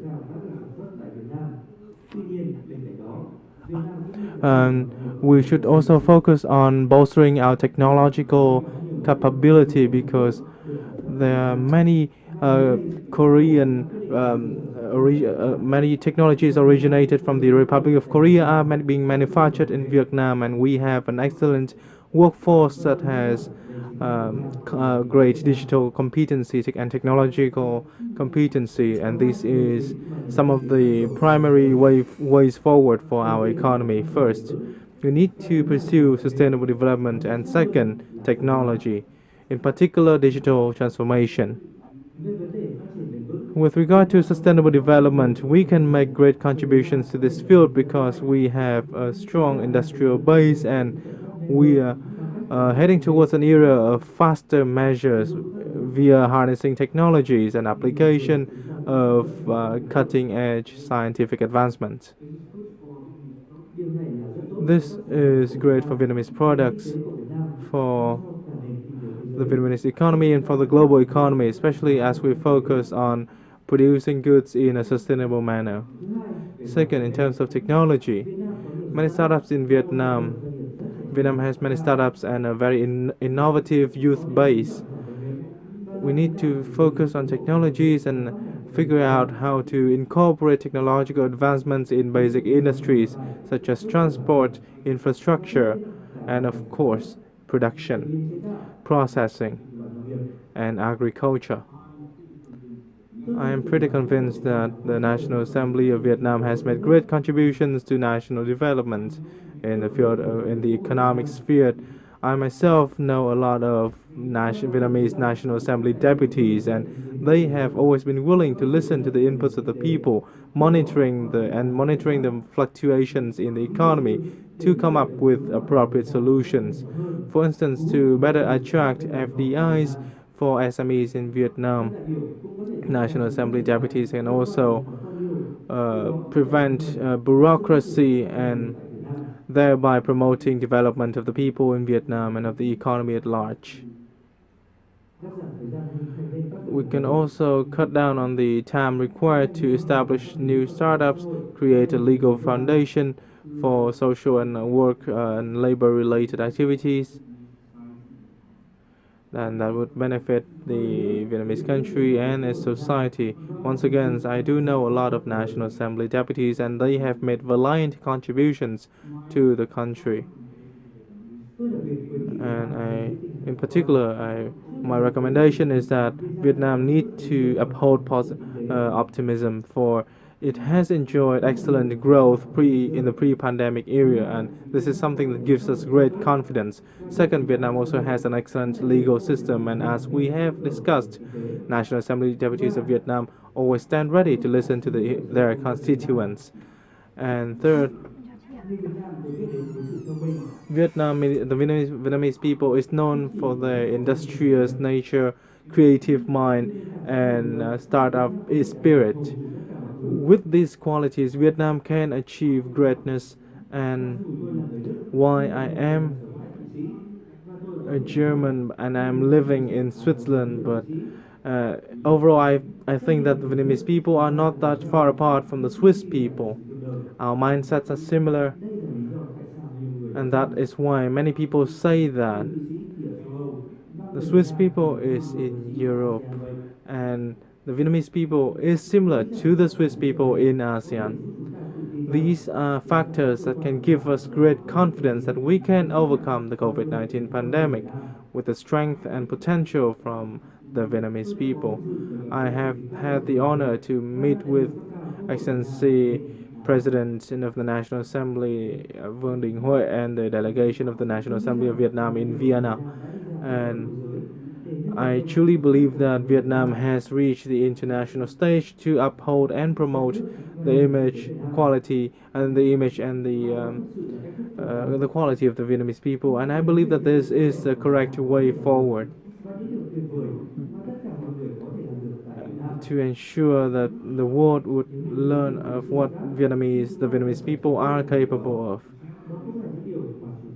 And to this end, we need to take action ourselves. This is something that Excellency President of the National Assembly has been doing and will continue to do. I also had the opportunity to join many Vietnamese delegations, and I see that these delegations can come to quick decisions and sign many MOUs and agreements and cooperation agreements. This is also a correct step forward. You need to reach out to the world and seek global partners, and I have to say that Vietnam is always welcome around the world. This is the input from Dr. Philip Rosler from Switzerland. Thank you for your very kind assessment of Vietnam, and this is also the first time I heard of the evaluation that the Vietnamese people is the Swiss people, the Swiss counterpart in ASEAN, and this is something that is very heartwarming. So, ladies and gentlemen, we have had a very productive working session. We are approaching 12 p.m., so I will leave the floor to Mr. Vũ Hồng Thanh to answer the previous question and provide a brief summary. Thank you. Thank you very much, Mr. Đặng Hồng Anh, and your questions are also what our concerns, our research group's concern in our packages to recover for economic recovery in the future, and the assistance for the business community for sustainable development. And we are fully aware that the businesses are the pillars of our economy, and over the years they are the front line of our industrialization and modernization, and the strength of the businesses are also the strength of our economy. It reflects in our economy and our driving forces for economic growth. And if they meet with difficulties, and it also means that the challenges are also posed to our economy, and under the party and the state policies, they have been able to witness robust growth in both quantity and quality. And a number of private businesses have been able to participate in the international community for business, and due to the COVID-19 pandemic, there have been challenges posed to the stability of these businesses, and there is a need for policies to stimulate their activities, and our government and our state have provided stimulus packages, and we have issued resolutions of the National Assemblies. From the National Assembly, for example, the resolution number 30 of the 15th National Assembly meeting, delegating the special policies for the government in managing and responding to the COVID-19 pandemic, and this will be conducive to the activities of the businesses, as well as the resolution number 16 of the National Assembly Standing Committee on the solutions to support businesses affected by the COVID-19 pandemic. And in our Vietnam Economic Forum 2021, in our general policy and packages, there will always be assistance for the business community. And in Dr. Can Man Luk's presentation, our research team has mentioned a certain number of packages, for example, tax exemption and tax reduction for businesses, as well as the reduction of input expenses and cost, for example, electricity and telecommunication service expenses. And we have also suggested a number of tax exemption and tax reduction. For example, VAT taxation, we can reduce that by 1 or 2%. For the domestically manufactured goods, except for services, special services. And we have also suggested the other packages for businesses, for example, one similar to the 2008-2009 packages, and we, of course, learn from our lessons to avoid taking advantage of the benefits of these packages. And pertaining to Mr. Bùi Văn Cường and Dr. Can Man Luk's presentation, there could also be packages for social accommodation for the workers at industrial parks. And those will be key policies that could stimulate the economy for certain sectors that are severely impacted by the COVID-19 pandemic. For example, tourism, aviation, railway, roads, transportation, and especially for those to give room for the severely impacted sectors to be transformed digitally. And we have also conducted inspections and monitoring, and the results of those are submitted to the National Assembly Standing Committee regarding laws and draft laws. And what do we need? What do businesses need? They need institutional reforms, and I believe that the amendments of the laws that are to be submitted to the sessions of the National Assembly will also be one of the ways to address the reforms, institutional reforms for our business to overcome the difficulties of the pandemic, as well as the other policies relating to the business communities, and of course the research teams pay close attention to these policies, and we see the representatives of businesses, enterprises, leading ones, and young and new enterprises, for example, Mr. Dang Hong Anh, who is a representative of our young business community. And I hope that in the future we will see a closer coordination between the business community and the government and the state in terms of addressing the bottlenecks. And I believe that these difficulties are temporary, and with the dedication and the participation by policies of the state and the party and the determination of our business community, we shall soon move towards recovery to further contribute to the economy. Thank you very much, Mr. Vũ Hồng Thanh. And I'd also like to thank Mr. Thanh and Mr. François Penchon and Mr. Andrew Jeffrey for participating in our forum today. I believe that with such a hot topic like today's theme, there will be many comments and contributions to our forum, but I suggest that you should wait until the afternoon sessions so that we can We'll have two sessions on ensuring labor, and our first session of the afternoon will begin at 1:30 p.m. Our morning session has now come to a close. We should thank you all distinguished delegates and especially Excellency President of the National Assembly Vương Đình Huệ for your active participation. Once again, I wish to thank you all for your active participation and see you again in the afternoon.